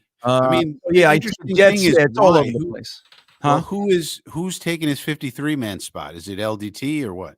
I would imagine that they want to bolster. Look, I think the play of Jamie and Sherwood, and Jeremy and I were talking about it in the live stream last week. It's like Marcel Harris comes in before Jamie and Sherwood, and I understand, they like him at the mic, and maybe they don't think he's as good at the will or whatever it is. I don't buy it. And I think putting Marcel Harris in there before Jamie and Sherwood could have been an insurance thing, make sure he's good, but he's been lighting it up on special teams. When he did get some time on the field in the defense, he looked fantastic. And I think maybe they're more confident. I think that's what it is. And that gives them the ability, the freedom now to maybe use that extra resource on an area of the team that has been decimated, and maybe get extra offensive linemen on the field. LDT, keeping Remmers and LDT together. Both of them on the active roster. I don't know, but I would think that was my first thought, that we're probably going to use that spot to bolster the line with Jamie and Sherwood already being on the team. The other thing to keep in mind, they're using Will Parks in a heck of a hybrid role. So if they're in big nickel, they're using Will Parks for that. Will Parks is kind of becoming our safety linebacker, cornerback, Swiss Army knife guy. I think the development of Will Parks into that role probably made Marcel Harris superfluous, with the fact that they probably need to bring LDT onto the team. They probably had a contractual situation where LDT maybe insisted on that. I don't know. But I would think it's because they want to raise up a guy for the line, and then they just didn't need Marcel Harris because they have Will Parks to do so many different roles. But it is, and then they probably figure, well, we got Chaz Surratt, or Marcel Harris can go to the P squad, type of thing. Yeah. Yeah, it's interesting. I mean, I wonder what the motivation is. I mean, clearly the linebacking core has not been quite the weakness as I thought it was coming into the season. And like you said, they've kind of figured out ways to be creative, and it's almost kind of similar to that, like big nickel kind of a thing that we've been seeing. But Marcel Harris, I think he's just a jag. You know what I mean? So I don't know how important it is that he's out there. And I think having Dan Feeney as the only interior lineman backup is concerning, Frankie. I mean, and we saw him play last week, and I don't think he's terrible, but he's certainly not good. You know what I mean? He's certainly not good. And I think, getting some actual players in there that can bolster these positions, I think, is of vital importance, man. I mean, this is not a joke anymore. So Paris, and I see a bunch of comments about the Sam Darnold thing. I'll get right to them as well. And then Paris, thank you for the super chat, buddy. He says, picking Zach Wilson at number 2 and failing to develop him is an indictment on this organization. Other teams seem to develop their quarterbacks. This puts us back 4 years and jeopardize the rebuild. Now, it's not that I disagree with that, but indictment is a strong word. I mean, you can have teams do well with situations and do poorly in others. And that doesn't mean that it's not overall a very, very strong organization. Remember, we're a young organization. This is new to us, so we have a lot of guys. That includes Joe Douglas. He's never, this is his first time being a GM. I think he's doing a bang up job, quite frankly, with the complete teardown, gutting of this just shit show of an organization, and bringing us to a place where we can actually talk about talented people on the team. Now, one of our concerns going into this year was, Jeff Ulbricht and all this. Dude, I mean, they've answered a lot of those questions. And I think, Paris, I think we got to give, time for them to they've improved all over the place. There's improvement everywhere. Now, the one most glaring, it sucks. And like you said here, other teams seem to develop their quarterback. So why? I don't know. That's why I brought the Sam Darnold thing. What is it about this organization? Like we can't figure out the quarterback. And it's the most important thing. I mean, if we could just figure out the quarterback, look at the Packers. They've only figured out the quarterback. That's it. Brett Favre and then Aaron Rodgers. 40 years, it looks like, of just, they had that one locked down. We can figure all the other pieces out. Sometimes we're good, sometimes we're bad, but the quarterback's fine and he makes it all work. We can't do that. And it sucks. And it's an indictment on the entire organization. But again, when you look at all the improvement all over the place, I, for one, am very proud and happy with the amount of progress I've seen with this team. It's all over the place. And again, if Zach was just playing average, I think we would have won both Patriots games, honestly, and we'd be fucking 8-2 right now. That's literally how I feel. The rest of the team is so good. So it's a bummer. And I, for one, am not really happy with the way they've gone about developing Zach. Like, I liked last year when we had the passing of Greg Knapp. That was the plan, man. Greg Knapp is a world-renowned, highly respected quarterback guru. Not like Adam Gase is a quarterback guru. Greg Knapp is the real deal. And he was our guy. and he passed away. They took a month or whatever. They brought in Kavanaugh, who's another, not to the degree that that Knapp is, but they talked him out of retirement. He gave us a year. I think that was a good move. He did a good job. But then we went back to retirement, So then they decided to just go with Calabrese, who, look, he was around Kavanaugh, he's around Knapp. So he probably got better. He ran the offense in the Senior Bowl. And so he's got talent. They like him a whole bunch. But clearly, they're not doing a good job developing Zach Wilson. But that could just be because Zach Wilson is an NFL quarterback. We don't know these things yet. It could be. But I'm with you on that end. I think we're doing a piss poor job developing him because he still has the same issues and in some areas regression from the way we got him. He came out of the box with this. He looked up like it going up a little bit, and he's kind of back to that and potentially even worse. 77 yards, and it's atrocious, guys. There's no defense for it. So I think that there's a lot to be put on them. But again, I'm not ready to say that, that the organization is a problem because of this. And you can absolutely get it, and correct this. If you identify the problem, like they're looking at things right now, if you identify it, you can correct this. And I'm not too worried about it. What do you think about this one, Frankie? Yeah, I would disagree with Paris 100%. I don't think it's an indictment on the organization at all. All you really have to do is read Albert Breer's article about this, about all the efforts they've done to try to make this guy get it with his mental capacity. They broke the entire system down into 6 buckets, and they did this and that. They brought John Beck in last year. They've gone to the ends of the earth to make it work with Zach Wilson. And to me, ultimately, the development is on the player. If you're coaching him hard and coaching him well, and you don't give him Adam Gase, for example, and no quarterback coach, you have people trying, working their tails off to make it work. They're breaking it down. They're making it simple. They broke it down into 6 buckets for all the plays and everything else that Albert Breer talks about in his article. I don't know what else we could possibly do for Zach Wilson to make it easier for him other than bring Greg Knapp back from the grave. That was a big problem when Napper died. And we did all that we could possibly do. We found Kavanaugh. We brought in John Beck. We did everything we could do for the kid. I don't know what else we're supposed to do.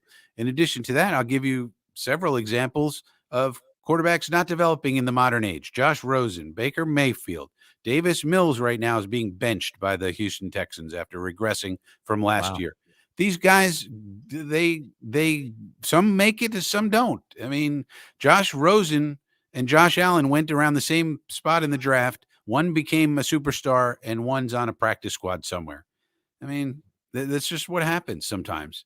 And all you can do is do all of the things that we've done with Zach Wilson, and you have to hope that it takes with him. It's a mental thing with him. He works hard. We know that. He loves football. We know that. He's a smart kid, generally. But does he have the FBI, the football intelligence? We don't know. Is there a mental issue for when he gets in the games and something happens? And like the yips with Chuck Knobloch, we don't know. But it seems to me the organization has done everything we could possibly do for him, including bringing in his quarterback coach, his quarterback guru, John Beck. Teams don't do that. You don't hear about John Beck or Carson Palmer's brother, whichever one that is, who's the other big guy. And there's another one, I forget his name, Quincy Wilson. Quincy something. You don't hear about those guys being brought in for other quarterbacks. We did that. We went to the ends of the earth for this guy. Yeah. And so far it hasn't worked. Now we're doing a reset, and hopefully we'll get it right this time. But I just disagree 100%. Look at all the other rookies that have developed. Did we do it? So we did a great job with the wide receivers, but we did a terrible job with the quarterback because we were just slacking there. No. I mean, sometimes you have to look at the player and say, listen, you have a piece of this too, bud, Yeah. Well, and that's a good point. Those are good points, Paris. I think the indictment for me, and while I agree with what Frankie said, you could clearly see that they're doing everything they can think of for this kid. Now, I think, but if you back that up, the indictment would be, then why the hell did you use your most valuable resource you've had since 1997 for him when you could have gotten free? I don't know if they could have. I don't know if they could have anticipated these mental problems. You look at the physical talent; it's all right there. I mean, he has every physical tool you could possibly want. I'm not so sure they could have foreseen that he would have a Chuck Knobloch yips problem, ahead of time. It just doesn't seem like you could see that. Yeah. So yeah, I mean, and look, and then the other side of it is we don't know how well. I mean, even though they're doing everything, bringing John back, Kavanaugh with all the stuff, maybe yes, it's great, it's commendable. Obviously, they're putting efforts in, but the fact that they have to could be concerning as well. But that's what you got to expect. Michael Floor, first-time offensive coordinator, Calabrese, first-time quarterback coach. It's kind of risky. Now, again, I'm very happy with what they did last year to kind of deal with the tragedy that happened. But anyway, so Dom C's saying maybe Remmers is going to get called. That's what I'm thinking too. I'm thinking that's going to be offensive line. I mean, I'd like to see Max Mitchell come back. I'd like to see LDT put into the lineup, but Remmers I think is an important one because he can back up both right tackle. He can back up all the tackles, but really right tackle and guard. There are areas that he's played and played well. So I think that's kind of the value of Mike Remmers over maybe some other guys. And I think that would be interesting. JW asked, what about Bam? Maybe Bam Knight's going to get called up. Maybe, what's wrong with these people? Dom, you should know better. I'm surprised. Mike Remmers is already on the 53, man. And so is Bam Knight. Come on, people. Bam, well, no, but but whether or not they're active or not, you could have them on the 53. On game day? But yeah, putting him on day, active. Yeah, I mean, look, you could have him on the 53, but if he's not active, Frankie, doesn't matter. He's just on the sideline wearing a baseball cap. Yeah. But if we're talking about why did Marcel, I think Dom was talking about why did we get rid of Marcel Harris, which would mean we need somebody else to sign up to the 53, which would have to be LDT or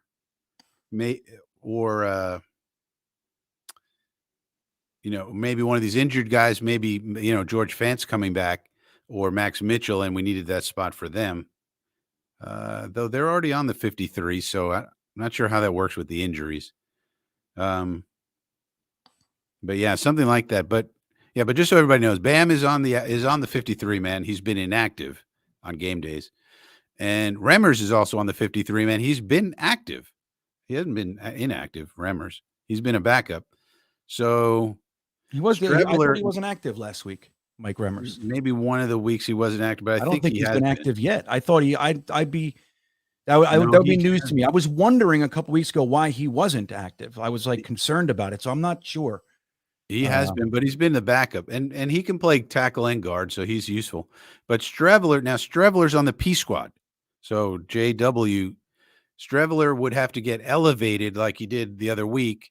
But he's on the P squad right now. So he'd have to get elevated and then he would have to be active. Remember, we elevated him that 1 week and then he was inactive, which was weird. Yeah, weird. And I mean, like the whole Bam Knight thing. And I think, right, I think the distinction between on the 53 and active there's a difference, right? A practice squad and on the 53 are different things. But I think, I think a lot of fans are wondering why maybe a Bam Knight isn't active when, dude, I think they clearly like Ty Johnson and we saw him overused last week. Now, why was Ty Johnson getting those snaps that really Carter and Robinson should have gotten? I don't know. And that's another indictment. I mean, we don't know I don't know the reasoning behind it, but I hate it. Unless Robinson or Michael Carter are injured, and then still the other guy, the one of those two should be getting the carries. But so when you have Ty Johnson on the field, Frankie, and then you put him out there wide in the X, and you throw a wheel route to him. And then people will say the Ty Johnson people, I got some comments. They come back. Well, he was open on the play. Yeah. And who's to fucking say the guy was going to catch it? He's known for dropping passes. Why is it him? That's the whole thing. If you want to run that play, run it with Carter. Right. What are you doing? Exactly right.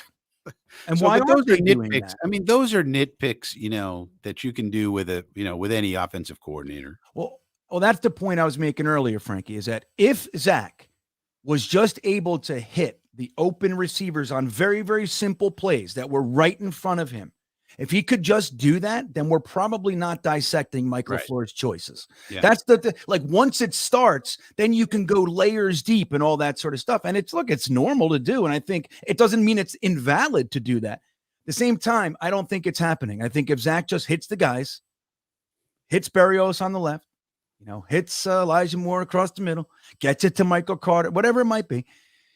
I think we're not talking about this because the offense is moving. We're scoring some points. We're getting first downs, all the stuff. And I don't think it's quite as glaring, Joe S., thanks for the super chat. Joe's been kind of on this tonight. So he says, when was the last time the Jets developed a quarterback? I think, Joe S., if I remember correctly, you're not a big fan of the Mike White thing. Developed a quarterback? I don't know. Pennington? Maybe Sanchez. You could say Sanchez. But what difference does that make? Because Robert Saleh has been here 2 years and this staff. So, I mean, what does our historical – when was the last time the Chicago Bears developed a quarterback? 1940 with Sid Luckman? Literally. 1940 to 1947 with Sid Luckman. Literally. So what difference does that make? Yeah. Well, and I think LaFleur's Taz, and it's funny, Joe. Well, I think, again, there's a case to be made for everything. But I think once things go down, you can find a million things to complain about, Right. The truth is that this team is exceeding expectations in year two of this organization's rebuild, right? Right. They're exceeding expectations. We have Pro Bowl level, all pro level guys all over the team. And we have literally bad quarterback play. That's where it is. If Zach Wilson played average football in those 2 Patriot games, we win both. And that's what they're addressing right now. Now, maybe you would like to have a different guy than Mike White. Okay, sure. There's a point to be made, but the guy has proven he can play football at an NFL level. He's done it.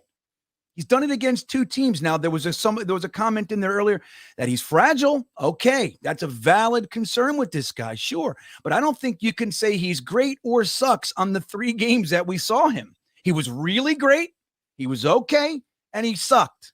I mean, that's what we saw. That's it. I mean, we're talking about, you can't judge Zach in the fucking 20th game. All right, well, how do we know about Mike White? And again, I'm not a Mike White apologist, supporter.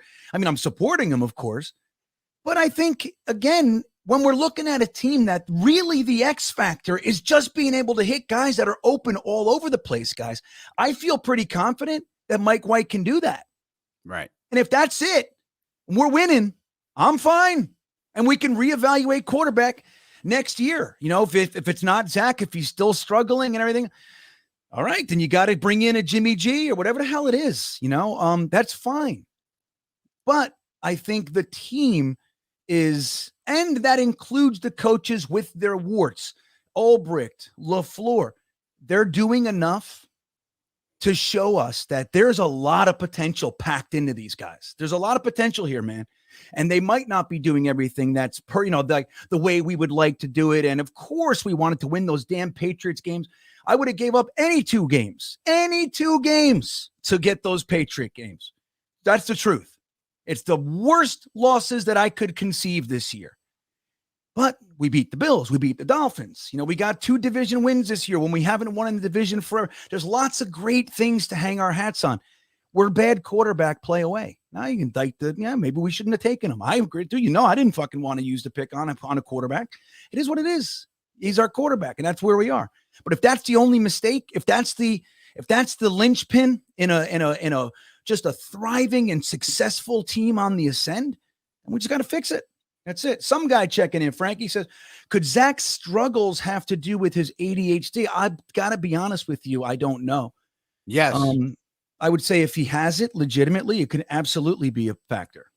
But I don't know. There's something going on up here. And he did mention that he does have ADHD in the pre-draft process, which worried me a bit. But it depends on what degree he has it. It could be a medication thing. It could be he needs to get off his medication. He needs to be on a new medication.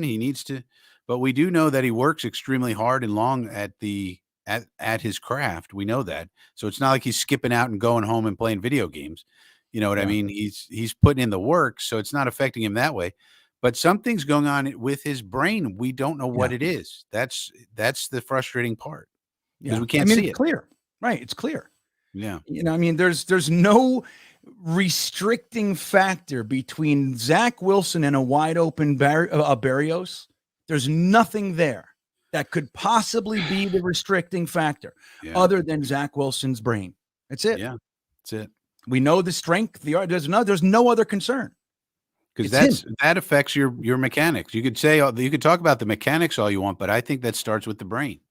It's like when a pitcher gets tired. You ever watch a pitcher? He's getting tired, and he's a right-handed. I don't know if you were a pitcher when you were younger, GreenBean. I played baseball in college, and I was a pitcher. And when I would get tired, my mechanics would get all fouled up because the body was tired, the brain was messed up, and I couldn't. No matter how much I wanted to throw properly, my arm would drag and the ball would go high and outside to a left-handed batter, and they'd have to take me out of the game.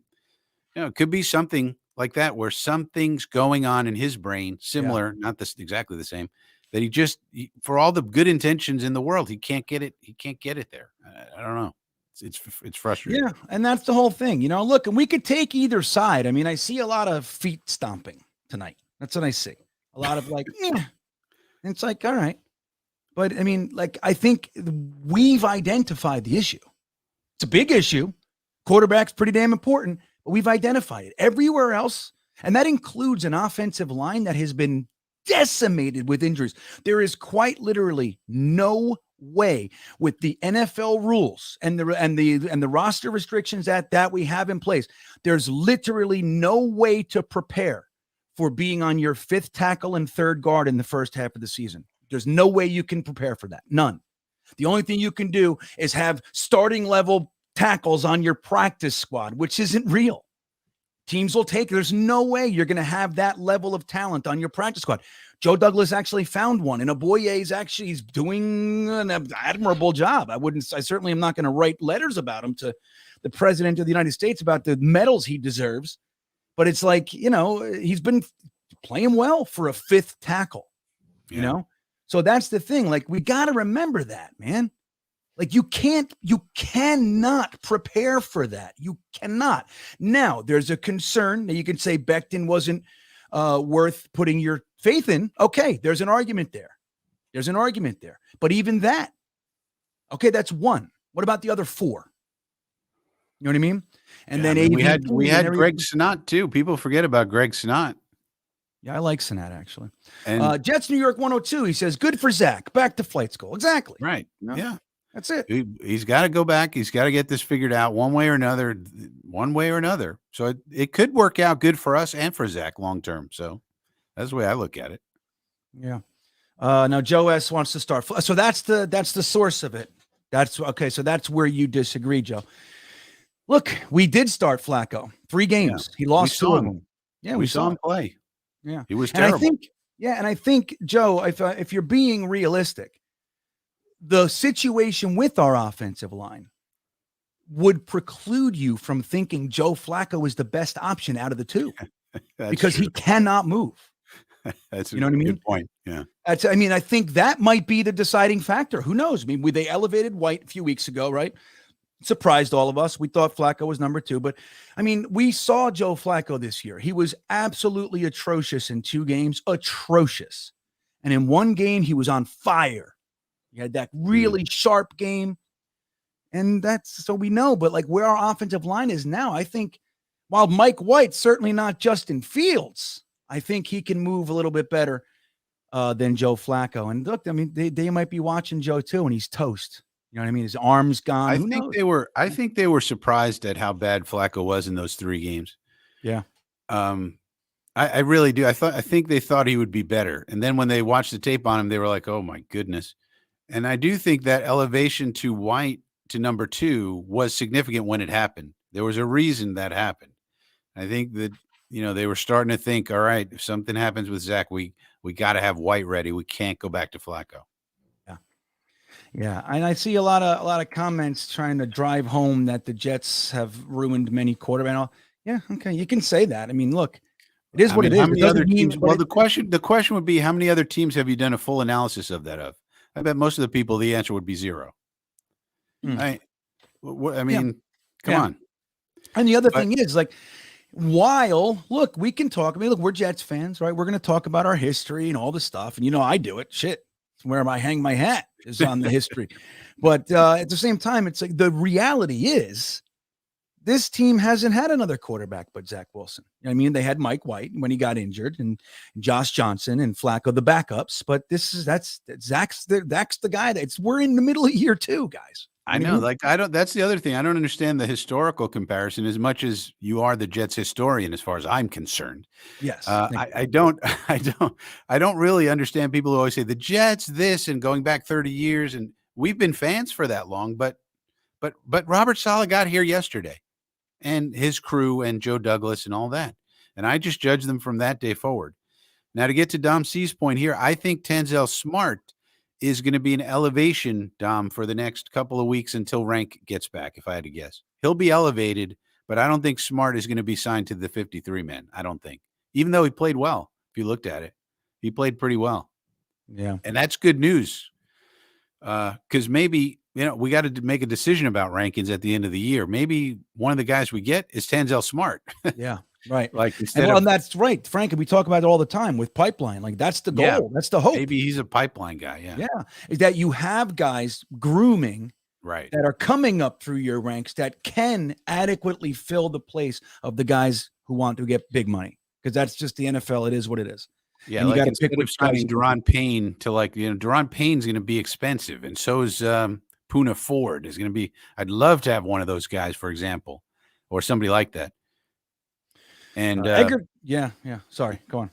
And so if we could sign Smart to a small deal and get the similar production, that'd be beautiful. All right. So Egerton, he's being a little bit prophetic here, everybody. Let's hope so. Yeah, I'm with Egerton. I'm going to make a t-shirt. I'm with Egerton. Okay. Next week's discussion, where was Mike White hiding? Yeah, hopefully. And then guess what? That wouldn't mean that he's going to go into the Vikings and dominate. That doesn't mean shit. It's just this week we got to beat the Bears. Right. And I think Mike White is a good answer for that. I do. I think, and then if he does well, that bodes well for the progression of him being able to be the good and a good quarterback in the next game. I mean, don't forget the Vikings' run defense is no good. So their defense has lots of questions. So anyway, yeah, I mean, look, you can like Flacco more, you can like Mike White. Maybe there's plenty of people thinking it should be Streveler. They're doing it, but how many comments have I gotten on my channel this week about Streveler? Christ's sake, man. Yeah. Well, and look, I saw a comment, and I forget who said it. But it's like, look, Streveler was on the practice squad. Yeah, and nobody. This is what I was trying to tell people. Yeah. And nobody poached him, even though there are plenty of quarterback injuries. The Rams are starting some guy I've never heard of this week, who I still can't remember his name. Some guy. It was like, who the hell is that? And in all the pre-draft process, never heard of him. And all of a sudden, he's starting. You think if Streveler was really good, they would have taken him off our P squad. Yeah. And Mac Jones, by the way, now is just looking like the real Mac Jones. So. Why was Mac Jones struggling for so long, and now he looks like the regular Mac Jones from last year? I mean, another touchdown. So and not for nothing, they benched him. So yeah, and they were considering benching him for Bailey Zappi, and now they did. They did bench. So look, that seemingly had an impact. So it's like that's the thing. It's like look, I think where the problem comes in is that our staff hasn't done enough that we feel confident in any tough move that they make yet. And I think rightfully so. But again, haven't they given us enough this year to at least give them a little leash, a little bit? That's what I think. I think it's kind of nuts. Like our reaction. Think about our criticisms of Ulbrich and all of our criticisms about the defensive line and the rotations and shouldn't JFM be inside more than outside. We can't have that conversation anymore because the D-line is feasting. So whatever Ulbricht's doing, and the whole defense is feasting. So we really can't criticize Ulbrich for that stuff, which we were all concerned about at the beginning of the year. So that to me, says, hey, he's doing a good job. He knows what he's doing.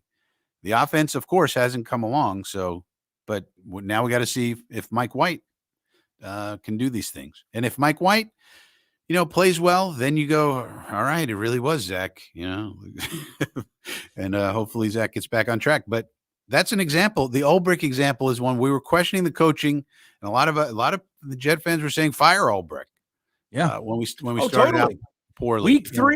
Week Yeah. 3, there was a huge contingent to fire him.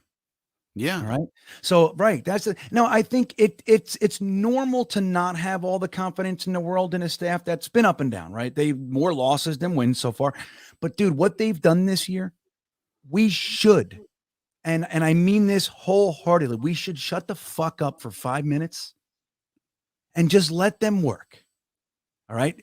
Clearly, Zach Wilson was the problem in the 2 Patriots losses. Those were our last 2 losses. Clearly.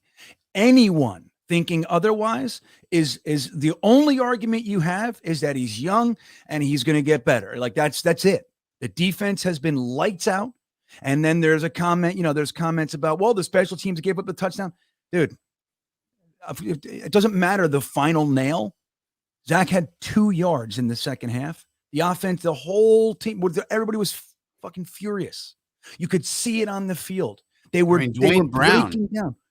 Dwayne Brown's body language was problematic. I mean, when you have Dwayne Brown giving you frustrated body language, a veteran like that, really tells you something. He's not a young kid, with it, who doesn't know what he doesn't know. This is Dwayne Brown we're talking about. So, yeah. So let's get to Hennessy here.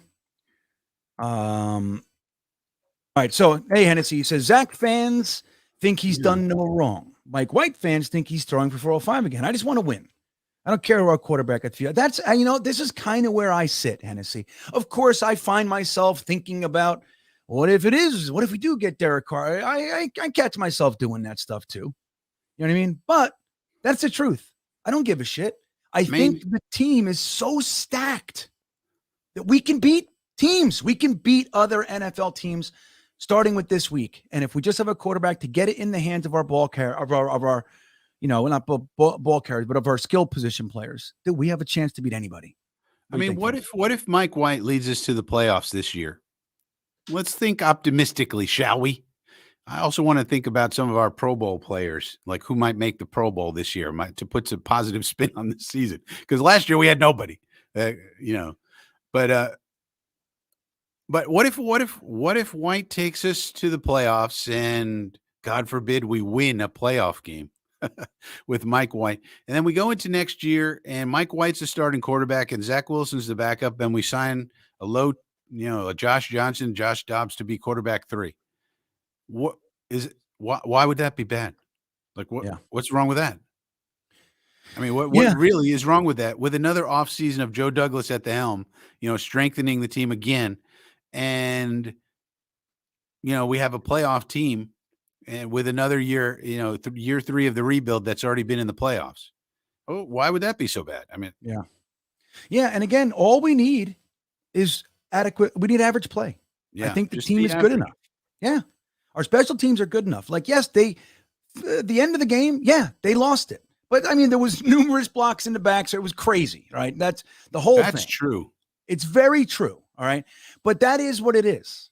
All of that aside, that whole play aside, we were gifted a first down. Gifted it with the holding.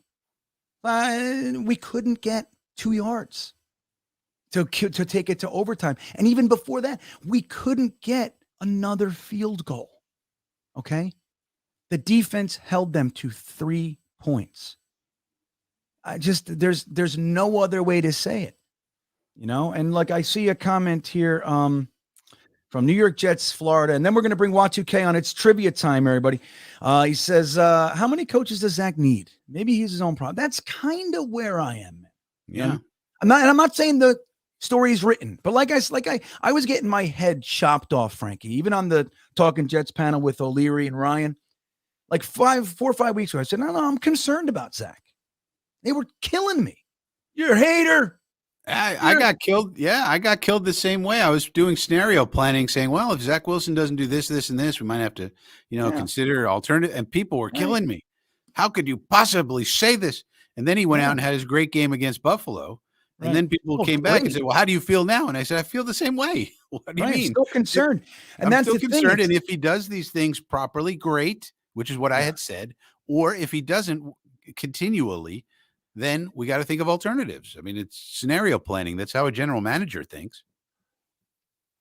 Yeah, I mean that's the whole thing, man. It's like, and when you're concerned, it doesn't mean you hate. Like I'm still rooting for Zach. Like Saleh said Yeah, in of that course. interview, in that press conference. Look, the story is not done with Zach. We're giving him a reset. And just like what happened, we just watched it this very season with Mac Jones. Just so you know, same year, same round. You know what I mean? It can have an impact. So it's not to say it's gonna work or whatever, but you know, I'm still rooting for him. I would love it if Zach could be the guy, but I'm concerned. I'm concerned about it. And look, now he's benched. So it's like, look, again, I've said it all throughout these games. All we need is average quarterback play. This team is good enough to beat anybody. We have enough talent. And that is a credit. While we can indict the organization for certain things, you got to give credit where credit is due, man. I mean, we are bursting with talent. So let's bring on Y2K. We'll get to, I see a couple more super chats here. Make sure I get them. But we'll do this one with Y2K. You ready, buddy? All right, here he comes. There he is. Y2K. It is trivia time, man. You ready for trivia? I'm ready to give the trivia. Are you ready to take the trivia on? Yeah. Oh, yeah. So, yeah, we're ready. Now, wait, I can't believe I can't remember, but did we get it last week? Yeah. Oh, we yeah, always yeah. get it. Kill that We one. always beat Y2K every single time. We're 17 million and 0. All right, so we're gonna start the trivia. I want to get to this one. I want to get to Prolific Flair first, and Y2K, you can put your 2 cents in on this one too, and then we'll do the trivia, guys. Prolific Flair checking in. Thank you for the super chat. He says, "I'm telling you, a good quarterback would love to have our weapons: Garrett Wilson, Moore, Corey Davis, Conk, Uzoma. I want to win this year as well, but next year is going to be so enticing for any quarterback. Our defense is elite too." I think that's a great point. Like we talk about, like I saw a bunch of stuff today, like Chris Sims talking about the Jets fandom. Like they're all mad because they put that Chris Sims is particularly upset with the Jets fan base right now because don't forget, he put him as his quarterback one. Man. So that's what it is. All right. You got to remember that. Like, you got to consider the source. He's furious. Why is he saying, the Jets fans are ridiculous? They love drama. Oh, blah, blah, blah. Okay, that might be true, but, calm the fuck down. All right. Like, why are you so upset? It's because he picked Zach Wilson as his quarterback one and he looks lost. Right. So, but the truth is, like, and people are saying that's why people don't want to come here. We have no problem getting people here. Right. We have no problem since Saleh's come and all through the years, man. But I think that when a quarterback, if we are in a bidding war or whatever, we're trying to entice a quarterback to come here, just like Prolific Flair is saying, look at the weapons on this team. Now the offensive line might be something concerning, but the elite defense, the weapons are all over the place. I think we're not as unattractive as people think. Y2K, what do you think about that? Yeah, and in the super chat, that doesn't even include the running backs, the triple-headed monster that we have at running back. Yeah. And GreenBean, I know you're upset that Denzel Mims was not included on this particular list, but it's okay.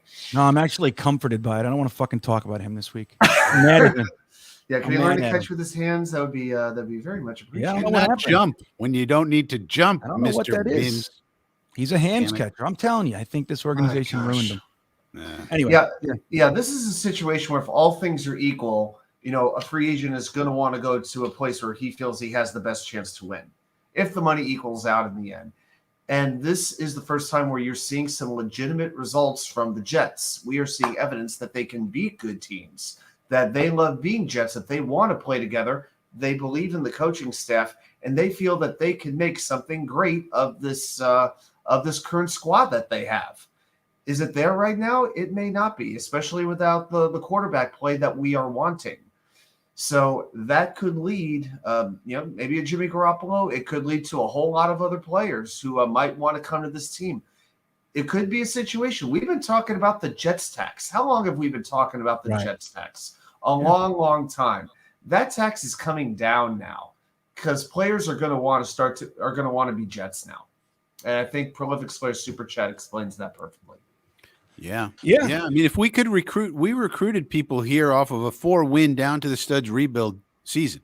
How, especially if we make the playoffs this year, there's going to be a lot of people who want to come here. There's no doubt about it. And we're getting AVT back.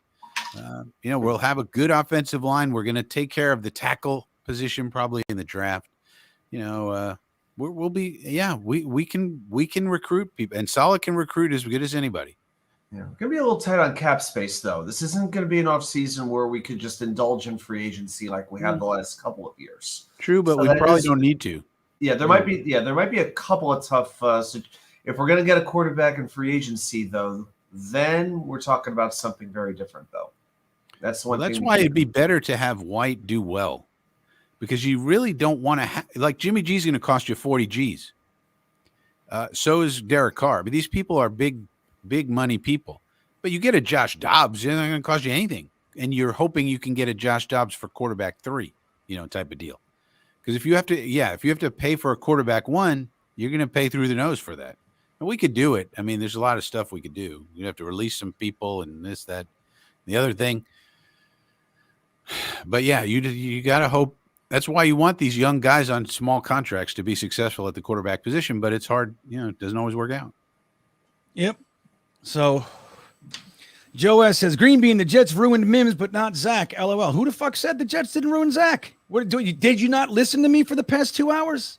I talked about potentially their inability to develop a quarterback. What are you listening to, Joe? You got to quiet your own brain, buddy, and hear words. Hear it. You got to hear. What happened with Mimsy? I don't know what's going on with Mimsy, man. Well, you make them learn 3 positions and all kinds of shit. Who knows? Either way, dude, it doesn't matter at this point. You know what I mean? At this point, you're getting your opportunity. Now, look, he had that drop. He had that miserable drop. Okay. But then, not for nothing, he saved a just miserable Zach Wilson pass later. That's 34 yards. So the way I thought about it was, well, that's why he's wide receiver 5. That's why he's El Cinco. Like, there's a reason why he's not wide receiver 1, 2, 3, or 4. And that's why. Because he's inconsistent. He made a great play, and then he made a terrible, terrible play. Ugh, that just drove me insane. He went from El Cinco to El Stinko. Yeah. Well, but that's why. I mean, in a wide receiver 5, what do you expect? I mean, that's why they're wide receiver 5s.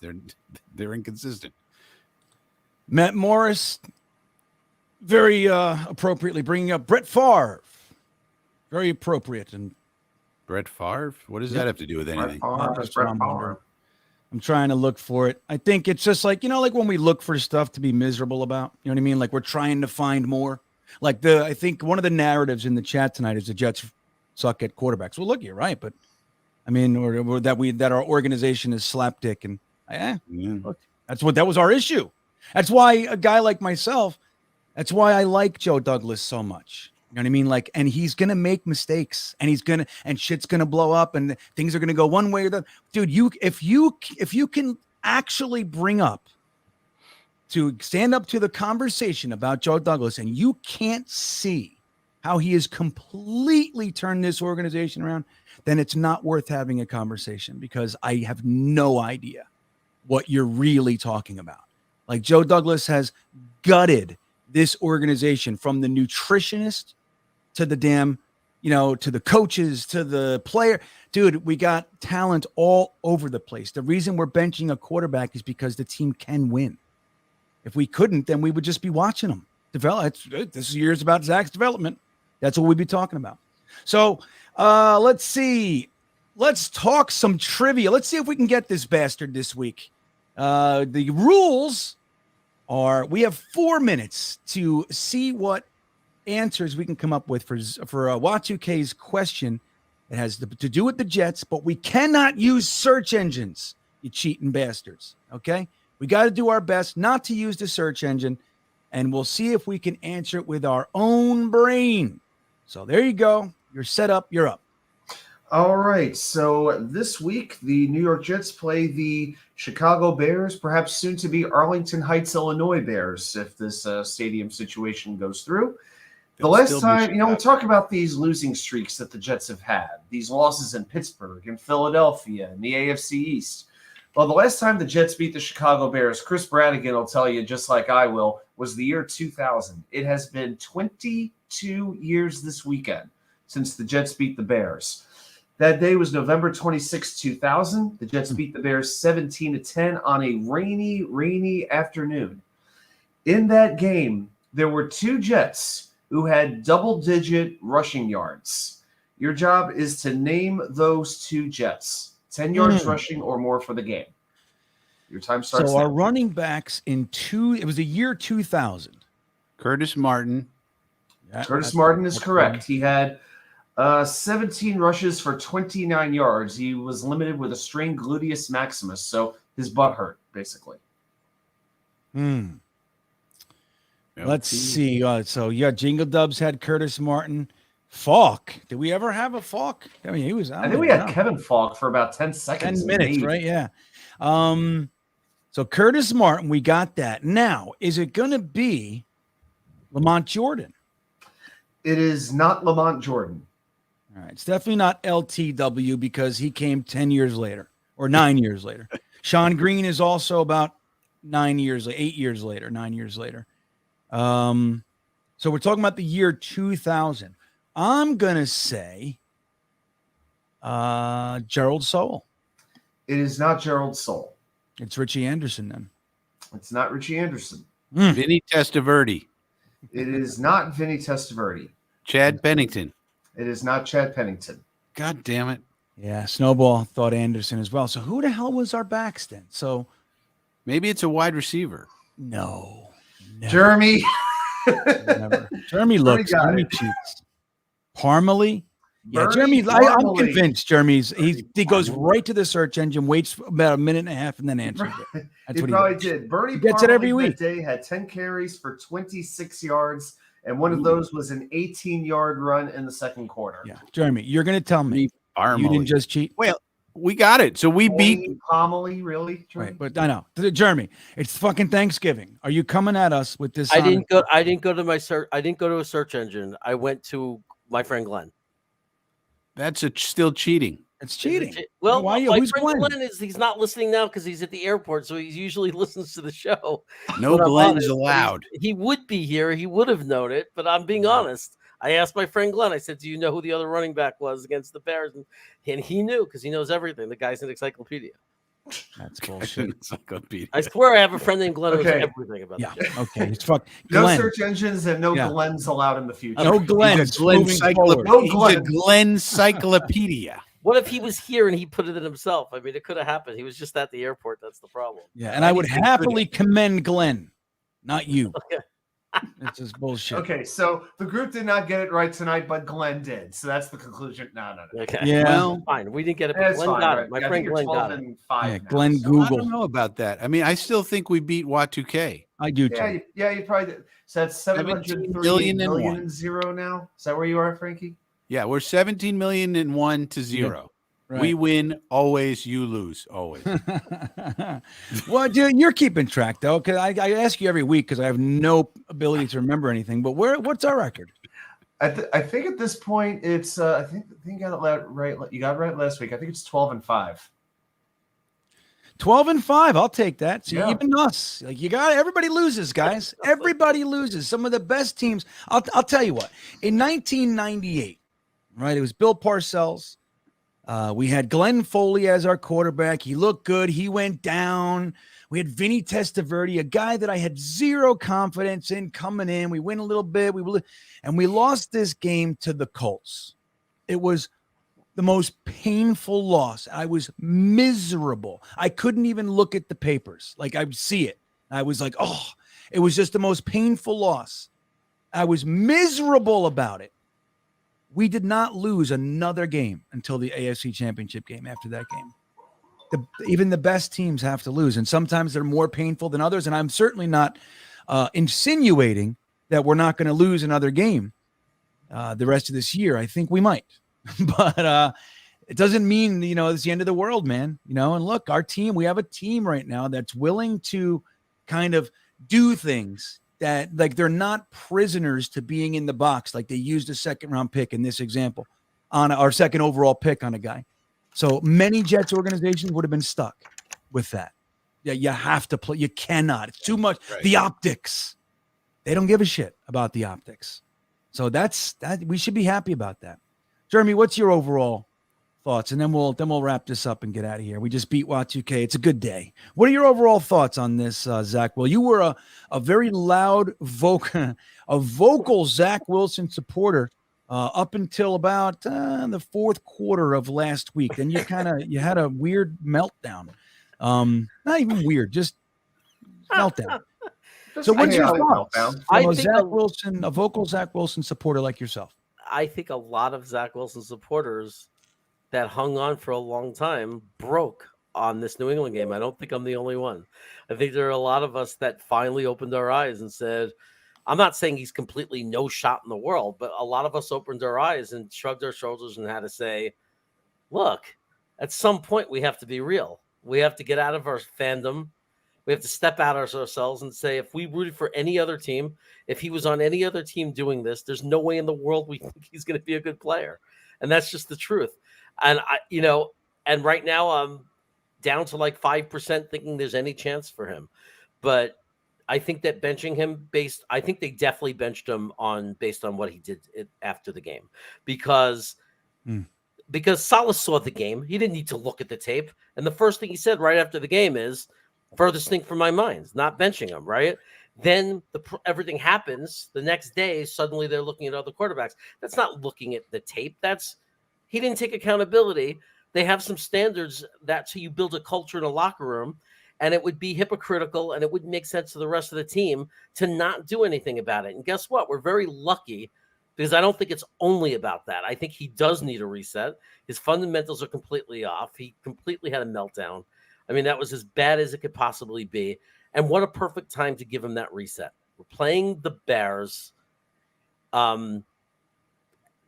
If you're going to get away with one and be able to sit him, this is the one where you just need any kind of decent quarterback play.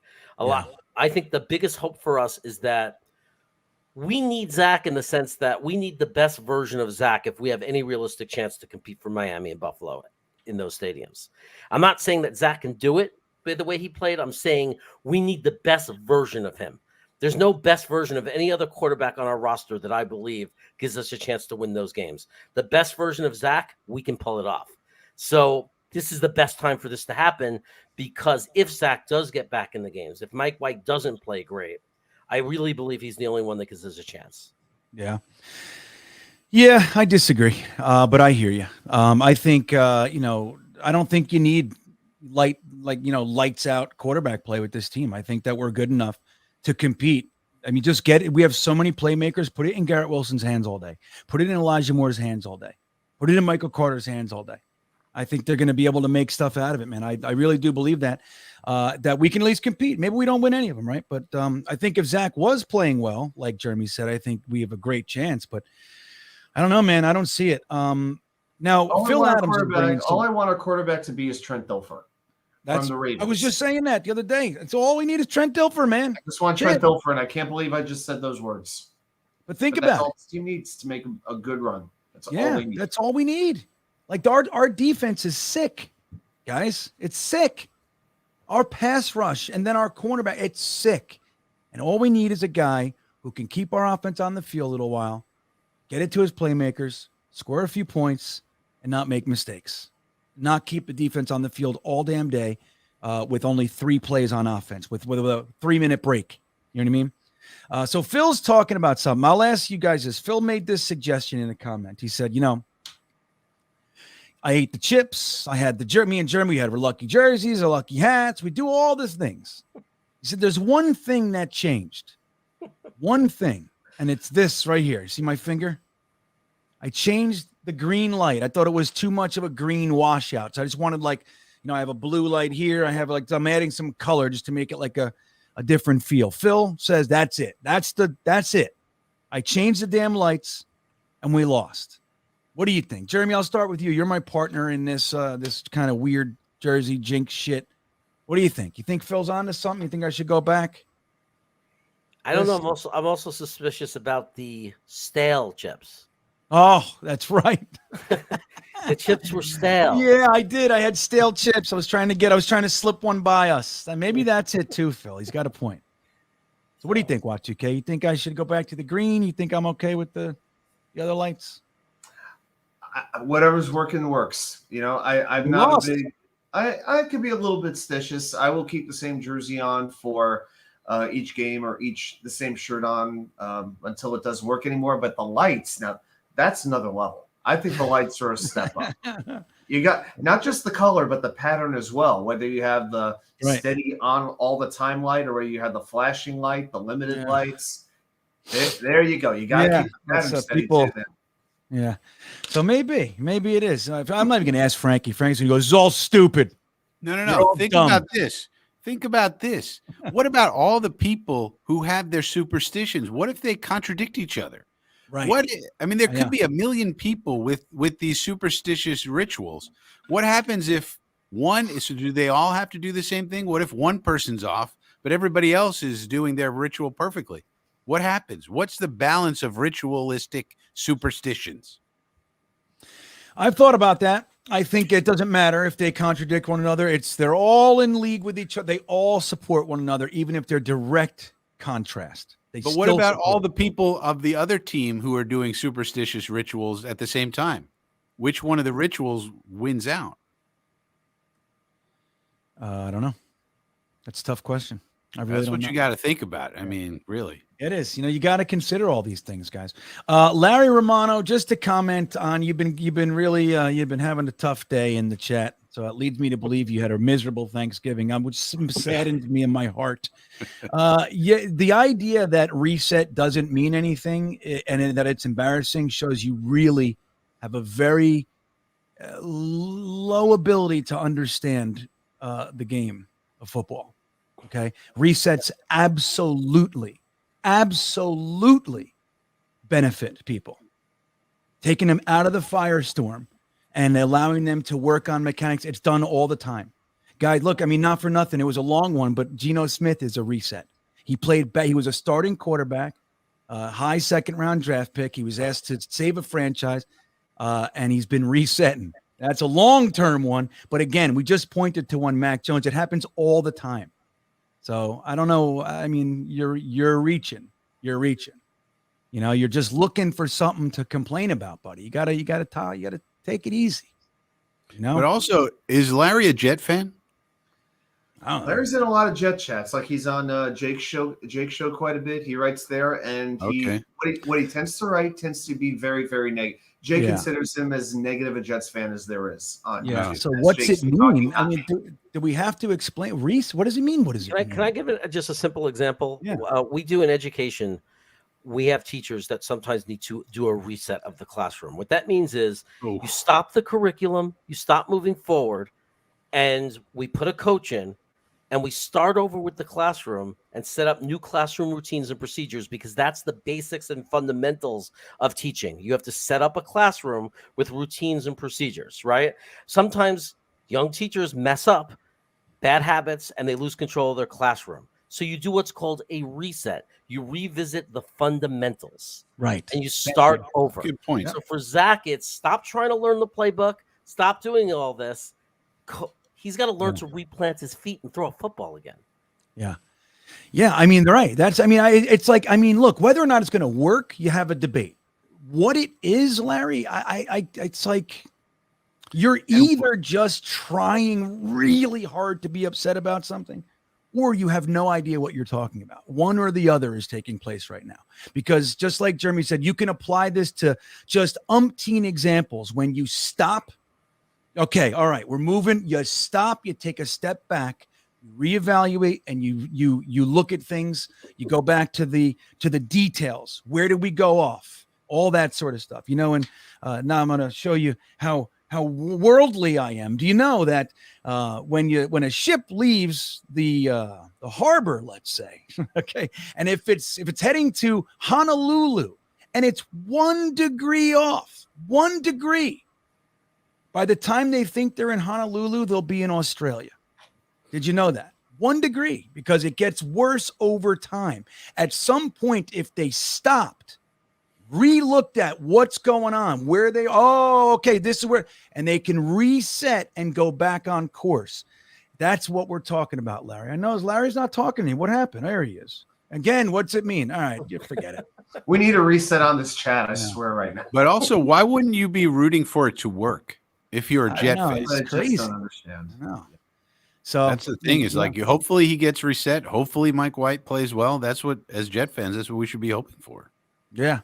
Now, look, I think there's some other comments, right? Like, about like the idea that if Zach did lose the locker room, if his comments were bad enough that people took it personal, like they were already rubbed, right? They're already rubbed by him.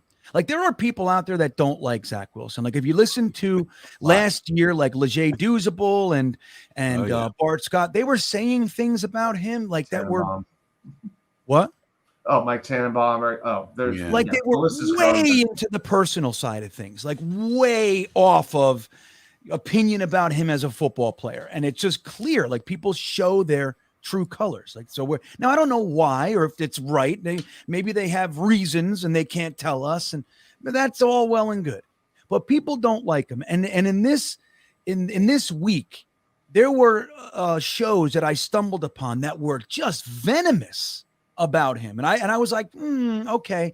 So there's a lot of that. Now I'm sure there are fans that feel the same way. Again, I was not a Zach Wilson guy in the draft. I wasn't. Now, that doesn't mean the moment we drafted him, I'm a huge Zach Wilson supporter. I don't stick with my it's like, everybody busts my balls. Oh, Kyle Hamilton. I fuck Kyle Hamilton. He's not a Jet. I don't give a shit. I've liked thousands of players in the draft. I hate them when they're not Jets. That's just what it is, right? He's a Jet. I'm rooting for him to succeed. But it's like there could be players in the locker room that also feel that about him. Now, I don't know what it is. Maybe because he's Mormon. Maybe, I don't know. I really don't know. Maybe it's his mother. Maybe they hate his mom. She's a vocal, weird kind of Instagram thing, which I've never looked at. I don't know. But maybe all those things are rubbing people and he's got a short leash. Maybe. So maybe people already didn't like him on the team. And then he turns out he sucks. And then, okay, so I don't like the guy. He's an asshole and he sucks. Okay. But now he's saying things that piss everybody off. He may have lost the entire team or large contingents of it. Sorry. Patriots. Okay. What happened? Burn something? Yeah, Patriots sacking. My bad. Oh, it's terrible. It's terrible. I mean, they're running. They're going for this touchdown, and anyway, sorry, GreenBean, my fault. So yeah, no, it's okay. It's hard not to react to football. You know what I mean? It's hard. So that's the thing. Like, so Saleh has to manage that. And again, he came out, he was an hour late or more for his press conference. Now, again, there were some rumors, little bubbles that came out. I don't know how true any of it is that supposedly he's trying to like quell lots of dissent. And we already know about the Elijah Moore thing, right? So how many more are there in there? You know what I mean? How many? So if that's the case, the idea that Zach Wilson can come back from it, it's an uphill battle to say the least. Generally speaking, when quarterbacks lose the whole team, it's not, they don't get it back. I saw a comment in here about Dable. I mean, look, people were saying about Daniel Jones, and we're talking about reset. Dable came in, Daniel Jones looks like a different player. So those things, it's all about how we handle this. But it's going to be interesting to find out later what's really going on right now. And I think the answers are probably somewhere outside of what we think they are. Right now, and let's just go and root for Mike White. You might not love him, you might not think the best of him, but he's our quarterback this week. And any of you little pussies that fucking can't root for him because you didn't like him, we're gonna have problems this week. I'm fucking tired of you. Okay, that all said, let's end this one. I got to talk to you guys about one more thing. We got Liquid IV in the house, everybody. There it is. Don't forget, right now, they've even upped the power of my promo code. If you are interested in Liquid IV, the number one hydration powder to mix in drinks out there in the world, use my promo code now. You get 25% off. 25% off by using my promo code. The link is in the description of this very video, guys. It's Hydration Multiplier. Again, what they do, this supposedly can take one bottle of water and make it the hydration impact of 3. It's great for hiking. It's great for working out. I know all of a sudden, as soon as as soon as I got them on my team here, found out all these people in my world that already used this stuff. I had no idea. It's a very, very important product. And I hope that you guys, if you're using it, use my promo code, save yourself 25%. So there you go. So let's go around the panel, see what these guys got going on. Nobody cares, but Jeremy, what do you got? What are you laughing at, dude? Because my wife, I'm not going to say the name, she uses a competitive product and hates it and wants to move on to Liquid IV so bad. I'm just saying. She said, "Oh my God, can you get us a discount?" I said, "There's a promo code," and she wants to order it because they have a competitor and it just tastes like crap. And why can't she go to Liquid IV? She's going to. We're excited. Oh. She just thought I was going to get some, like the Manscaped stuff. I said, no, you're gonna have to buy some. But she's excited about it. I just want people to know the competitors out there. When you say what's the difference, one of their big competitors it's awful. It just tastes awful. Yeah. So that's why honestly that's special. Yeah, that's one of the things that, like, honestly, man, I never heard of the shit. Never heard of it. It's the truth. Once I did hear of it and all the people started proclaiming their love, one of the biggest things I heard is it's the one of those that actually tastes good. Now I tried I got passion fruit. I'm not into that stuff. I'm just not. But the lemon lime, I'm old school Gatorade, you know what I mean? But the lemon lime is badass, man. It's good. So I like that. And so that's one of the things I hear is that this one actually tastes good, where the other ones you're kind of drinking it for purpose. You know what I mean? Like, it's going to help me. Right. You muscle it down. You know what I mean? She gave it to me. I was like, what the hell is this, honey? Yeah. I'd rather just drink 3 bottles of water instead of 1 because it was so bad. But Salty Nuts has it right here. First thing you do, you manscape yourself down so that you take care of all of your errant hairs. Okay. You got to be groomed in this world. Otherwise, you're not going to get anywhere. Then after that's all done and you're looking spiffy and nice, then you Liquid IV yourself down because you got to be hydrated and you got to be super hydrated because you never know at any moment in time when you might become dehydrated. I mean, that could happen in 2 seconds. So you take the precaution of Liquid IVing yourself ahead of time. And now you're ready to hit the town. You are ready to go. That's right. And thank you for tuning in to The Art of Manliness. That's right. You want to know how to do it. This is where you come.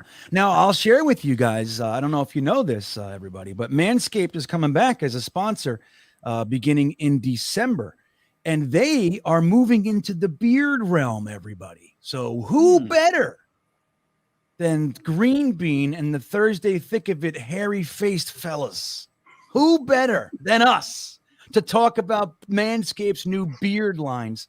So we'll get that too. We'll show you guys what's going on there. And again, it's all about discounts, man. I don't use promo codes just to support people. I wish I did. I don't. You know, if I like a channel, like, hey, use my promo code if you're going to buy it. No. If they give me 20% off, okay, I find it and I look for the code and I find it. I do it. It's just for free, just so you get credit. Screw you. I'm not doing that. But yeah, you get 20% off right now. I think the 25% off ends at the end of November. It goes back to 20%. So hey, man, get an extra 5%. So Jeremy, tell your wife 25 right now. So if you use the promo code, why pay full price, dude? You know what I mean? Why pay full price? Joe S says, great stream tonight. Let's go. I know I think we used it as a venting session, which is okay, man. Which is okay. Again, I just see it gets like kind of a tacky toward each other. We got to cut that shit out. You know, it's Thanksgiving. It's time to turn the page and move forward to the next game. Right. Yeah. Let's root for La Flama Blanca, everybody. Right. Yeah.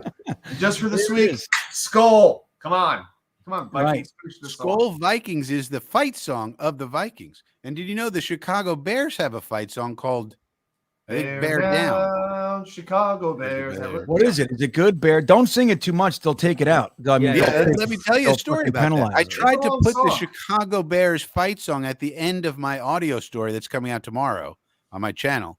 And as I was uploading it, YouTube said, no, copyright issue here with the Chicago Bears fights. I was not allowed to have the Chicago Bears fight song on my video. Hey, let me tell you this. Number one, Jeremy sent me a link to the Office Space copier machine scene. We played it for, I think it was 12 seconds. They got us. The other day, you see this? So like you see how, let me show you guys. So you can't, it's hard. Like I don't, but like see my TV. So the way I film my podcast, that is an angle that catches the bottom corner of my TV. Now I didn't see it. I don't know how. I was watching my face and looking at all the other stuff.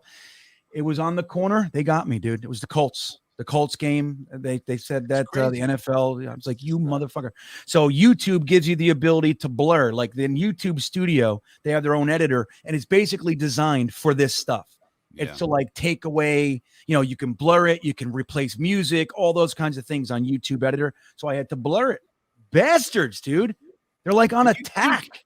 And you'd think that why the Chicago Bears, like, I put it in. I thought it'd be fun, at the end of an audio story about the Bears and Jets. And here's the Bears fight song. And it was, it's an old one, and it's kind of fun and crazy. But no, now you're not going to get to listen to it. So if you're listening to that tomorrow and you're wondering why you can't have the Chicago Bears fight song. That's why, because of YouTube. You know what you can do when you're watching Frankie's video toward the end, put it on yourself. Or Frankie, why couldn't you just sing it yourself? Frankie, you could have just done the singing yourself, right? No, don't sing it, Frankie. They'll get you. It won't work. I got you, Frankie. Don't sing it. Don't even say a word. I could have. They don't even let you get away with that. Like it's not just the recording, just even saying the words. They'll be able to figure it out. But it's nice though. They have a whole orchestra. The orchestra strikes up and oh, that's too much. I'm sorry. And then you have to. Everybody should do the Quinnen Williams sack dance every once in a while. I know. I love it. You think? We should. Quinnen Williams is the best, by the way. And we didn't talk about him enough tonight. There you go. Just randomly. Yeah. All right. I like it. When you're with your family. Put that on Quinnen Williams is going to get us. He's going to take our ability to earn ad revenue. Ablab, happy Thanksgiving to you, buddy. Thank you for checking in. I didn't see you tonight, so I'm glad you popped in at the end here and said hello. So hello to you. Ablab, happy Thanksgiving. Ablab. So look at this. Bingo or Bino, sorry, says losing to New England stings more. I agree. Definitely. And this is I just want to see. It's Thursday. That's why, but GreenBean, that's why we have the Thursday thick of it, isn't it? Because by this time in the week, Jet fans are supposed to be over the previous week's pain. That's right. That's part of the cycle. That's why we do it on a Thursday. Correct. Benoit. That is actually correct. Wednesday is, hump day as we call it, but right. Monday's furious, the sky is falling. Tuesday, you're kind of summer popping out. Most are still in it. Wednesday, you start to kind of breathe. Thursday, you start believing your team's going to win again. That's where it is. It's a cycle. Start believing. Speaking of breathing, I think I just saw what Jeremy's breathing in. What? What'd you say? I didn't hear you. I swear I saw something out of the corner. No, I have an incense candle. Oh, don't put that up there. That was a candle. I just saw smoke. Not sponsored. No, it didn't show. Nobody saw the brand or anything. So 2 hours. All I can say is I saw smoke coming away from the screen. I'm like, oh my god. No, that wasn't from my mouth. 3 hours later, Larry is still furious. But maybe he's still furious from Sunday. Larry just lives in Furious Land. Larry is the mayor you of got to turn the page, Still. Larry. Yeah. You got to turn the page at some point. There he goes. Here's the problem. I don't see Larry when the team's doing well. He only shows up when the team is losing. That's what makes it worse. Yeah. I mean, what's funny? funny? Supposed to be fun. I have a friend of mine. Like, before we did all the internet, we had our friends, right? We had other friends that were fans that you talked to. I had a friend for many years. Like when the Jets lost, I didn't like to read the papers. I just didn't. Like I didn't want it. Like all the dumping on it. And he told me, this is years ago, and he maintains this. That's his favorite day to read it. When that happened, like he's like, oh, I read everything when we lose. I'm like, why? It's like, I don't know. I just love it. Like, why though? I don't know. He doesn't like that we lose, but if we do, he loves the pile on. Like he loves it. He's like a part of like I don't know. It does something. Maybe it's the feeling of not feeling like you're alone, that other people are suffering with you, and you sort of get that community thing. Maybe. I think that's why else do we go to each other's podcasts and stuff like that. But I like the community. That's not for your mouth. But I like the community aspect of the winning part, though. That's what I like. Like I know. to But me, I when we forgot what it was win, like until this year. Yeah, winning's yeah, good. like when we win, I always think, okay, Greenbean's going to be happy, and Jeremy's going to be happy, and Y2K is going to be happy, and all the Jet fans I know are going to be happy, and that makes me happier. That's like- what I'm saying. I like happy. I All gotta right, feel like it, though. Even if we Hank beat hates the Bears pile this on week, too. yeah, even if we win this week, I don't know how much it's going to do. I think we have to have another like big like beating Minnesota. I think it's No. going to take. I mean, Like 7 two, and 3 4 is wins to nothing get to the- to sneeze get at. this If fan we base go back. 7 and 4, it's nothing to sneeze at. For All right, God's dude. sake. I think it's I know, huge. but we've seen what it's like in the chat tonight. I mean, this game, beating the Bears at home, that's not going to be enough to make up for losing to New England on the road. Not to make up, but it's definitely going to stop the bleeding for sure. Oh, Getting to it's 7 and 4, yeah. make it, especially going into the Vikings and Bills, where realistically, guys, we could lose both. We could lose both. So Vikings are losing a to the paper Pats, tiger, I'm telling you. getting to 7 wins. Well, look, dude, and I still think we could beat the Bills too. We could win them all, but there's a realistic possibility that we could lose both of those. So if stopping the madness right here going into there, Yeah, it's just right. like beating the Bills going into the bye. It's like there's a potency to that. Now they're out of our division, out of the conference. I get all that stuff, but I still think we need to stop this bleeding from this one. We lost. We benched our quarterback. It's like we're reeling. You need to stop it, in my opinion. Look, I'm not psyched about Mike White either, man. I'm not. But I do think that all we need is adequate average quarterback play, and we have a good chance. And I think that's what we're shooting for right now. While they powder Zach Wilson's very young, very smooth bottom. That's what's going on. So Jeremy, what do you got coming up, buddy? Watch party on Sunday at your channel. My channel, we're just putting out videos like we always do. It's Jets Chaos. I told you, Greenbean, I love it. It's gonna be my new slogan. We just hit 2,000 subs, and all I keep telling people is, never has someone done so much with so little. Yeah, there you go.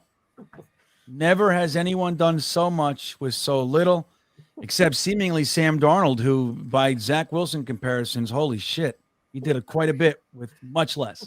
The Sam Darnold apology.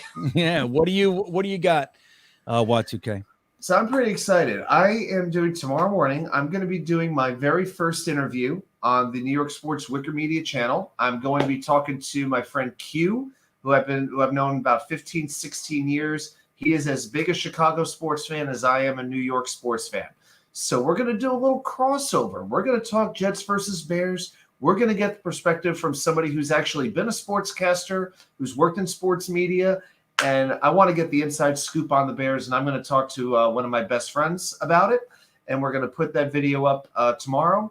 Other than that, I've already got my confidence picks up on the channel. We'll be doing the game preview and the 5 bowl predictions. That'll be up Friday as well, and you never know what else might be coming up. So There you go. love doing this channel, and I'm excited to see where it keeps on going from here.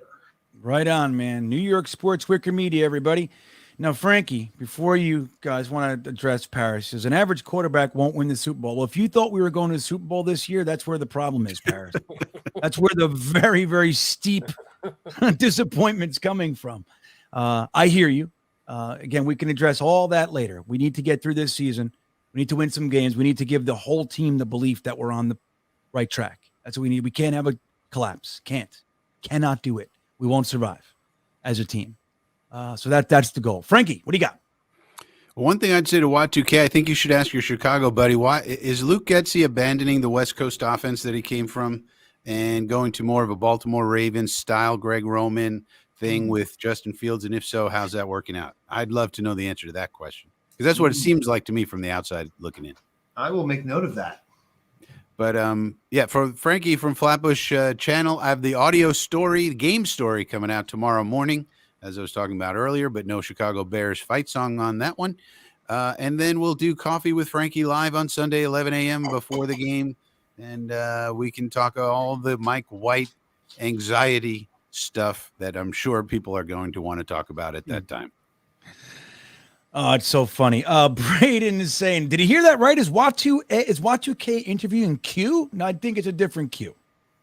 It's There's a the lot of No, cute. it's not that cute. Yeah, he's got a Middle Eastern name that's a little bit hard to pronounce. So we just call him Q. Call him Just keep Q. it simple. Jets Mess says Greenbean's boy Jefferson made it. I know you guys. It's just so funny this Jefferson thing with you guys. Justin Jefferson is like the best receiver in the league. What do you mean, ever. Greenbean's boy? He's everybody's boy. He's amazing. No, I called him the best in that draft, and I got laughed at because It's going to be Judy something and else. CeeDee Lamb We and saw Ruggs. some DJ covering him, and pretty soon. That is going to be fun. That's going to be a heck of a battle. But yeah, people. There was a funny rumor made up and supported by everybody that somehow I said he was going to be a bust. I don't know where the fuck that came from. But Jefferson? Jeremy supported it, so I don't know how much I like Jeremy these days. Thomas Cahill, before we wrap it up, thanks, buddy. He says, so Wilson's problems have been there since preseason and during practices. I hope the kid is all right. I think Wilson's problems probably were there at BYU. I think what they saw was potential. That's what I think. And the kid threw his last year 75% completions. I mean, come on. Yeah. They saw a lot of potential. He had a legit I know. wall in front of him, as we know. I know that helped. Yeah. I don't know how many but quarterbacks. still 75%. I don't know how you could say I don't know. Jeremy watched every throw he ever made, so maybe Jeremy knows. But I mean, like, was he missing wide open dudes in college or what? No, I don't understand No? it was better than just. It wasn't just his completions. He even had ball placement. Like if you watch so many of the plays, the ball placement was beautiful. I thought, wow, this kid is so accurate. He's so incredible. He's got this gift. But honestly, what looks different than me is I think that he's trying too hard to, like, he doesn't know the sidearm throws, the off balance throws. That's for when you have to. He's doing it just normally. He's flicking the ball instead of using real mechanics. And that's what got me so confused. Like, why is he doing that? Like, that's only in an emergency that you flick the ball. Like, it's like he's scared. He's like, he's scared afraid. and he's trying to get rid of the ball faster. Yep, he's afraid, guys. That's what it is. Like, it's like Frankie said, it's his head. I'm a firm believer that it's fear, and the reason is because we took a guy who was never under pressure. He was never. He's sitting back there on a fucking lawn chair, and he can make everything look good. But like I said, man, I'm rooting for him. But what I see is somebody who's terrified to be out there. Yeah, it's a good point because I remember LaFleur saying about the tape. He goes, and then you look at the 10 to 12 plays where he's under pressure and blah, blah, blah, and he turned it into a positive. And it's like, wait. There's only 10 plays out of all the – he was under – excuse me, what? That's the sample size? That's a little bit of a small sample size for a messy pocket when in the NFL you have muddy pockets all day long. Very rarely do you have a clean pocket in the NFL. So that should have been a red flag. Like, oh, really? You only looked at 10, 15 plays where he's had a muddy pocket? That's not a lot. Yeah, and that's right. It's alarming. It is. Or the word I was using a few weeks ago and everybody called me an asshole. It's concerning. Okay? I'm concerned. Yeah. I'm still concerned. Look at this. So everybody's just not wanting the stream to end, guys. Rick, thank you, Rick, for the super chat. He says, Green Bean, look at wood window blinds. At the top, they have about a 2-inch strip that hides the fixture to make it look clean. Do something like that with your lights. That way you get a cool, clean green line glow. That's an interesting suggestion, Rick. Yeah, That's one of the more helpful super chats we've ever gotten. Wait a minute. Where was the other one? Said, you suck. I don't see You're an idiot. Explain the basics of life to me. What does reset mean? What does the word reset mean? What does fundamental mean anyways? What is it? Hey, the fact that you keep using the word fundamentals is embarrassing. Yeah, the lights need a reset. The lights need a Don't you know what that means?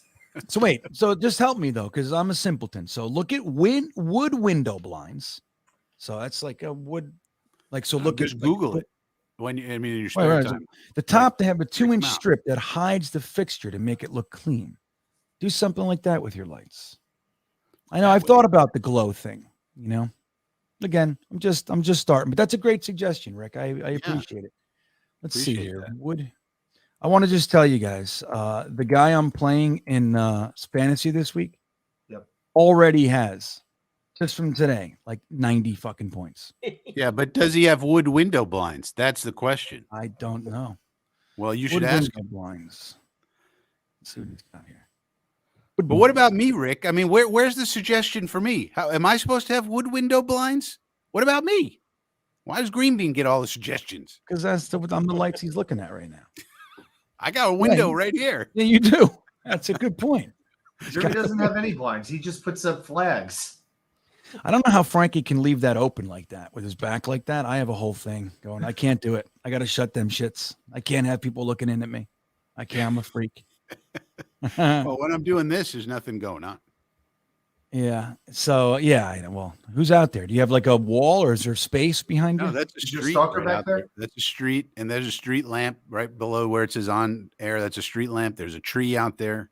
Oh yeah. Look at that. Oh, somebody's walking. I saw that. So to your left, somebody look. See him back there? Is that somebody's window? No, that's a reflection of the television. Oh, But okay. Oh, it's your There you go. television. I was wondering. Yeah, Oh, you got to that's my watch out, television. Frankie. They're gonna get us. Cover up. YouTube's gonna get you. you can't. I mean, you can't really see it. But what you can do is, like, if you look at that clip that you pulled from one of our shows, GreenBean, about the turf. Oh yeah. In Yeah. that clip, you can see a car lights in behind me, red lights moving, which I think yeah? is pretty cool. Yeah. So Dong Hung Lo says, get the Bustelo going. That's funny. This is what I drank. This is my coffee cup. Hello. Am I I tell the you only one guys, who got my- that my- name? These are our coffee cups. My wife, these are the Bustelo jars. My wife drilled a hole in the top so we could stick a straw in and was like, we're not fucking around with coffee over here. Like, just drink the whole thing. So yeah, I consumed one of those. I slept all day today. Like I said with you guys, my Thanksgiving plans got tossed up today. Like we were supposed to go to someone's house and turned out they got a very intense stomach bug. So this was like, nope, it's off. So I said, okay. And I slept almost the entire day. Crazy. So now I'm all awake. I want to do stuff. I don't know. I don't know what to do. That all said, I'm not going to do this anymore though. We're going to end this one. Let's see. Put a green for Phil. And Frankie, did you see? Yeah, you told him what's happening. Okay, so here too, guys, don't forget about the Versus game. The app, the link to the app is in the description of this very video. You can play the game. Will Justin Fields or the New York Jets rush for more yards this Sunday? Who's going to win? You can bet on it. Put your money down. See what you think. Also, don't forget about the 25% off special offer from Liquid IV using my promo code GreenbeanJetsfan, all one word. And don't forget to hit like on your way out, guys. It's very, very important. I hope everybody had a happy Thanksgiving. Like Larry. Thank you, Larry. Look at this guy. It's been a long night, hasn't it, Larry?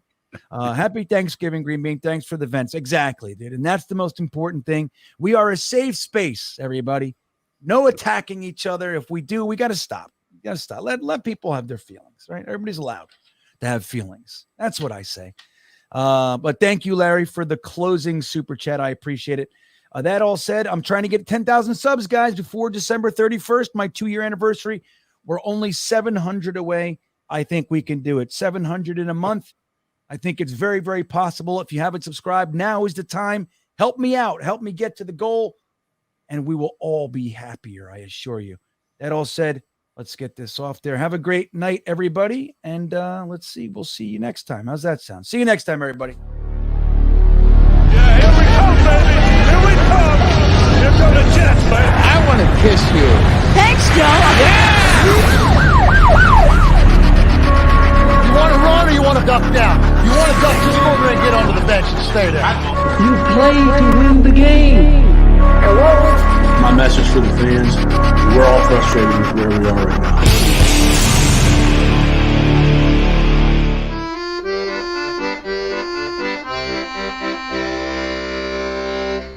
Jets, Jets, Jets.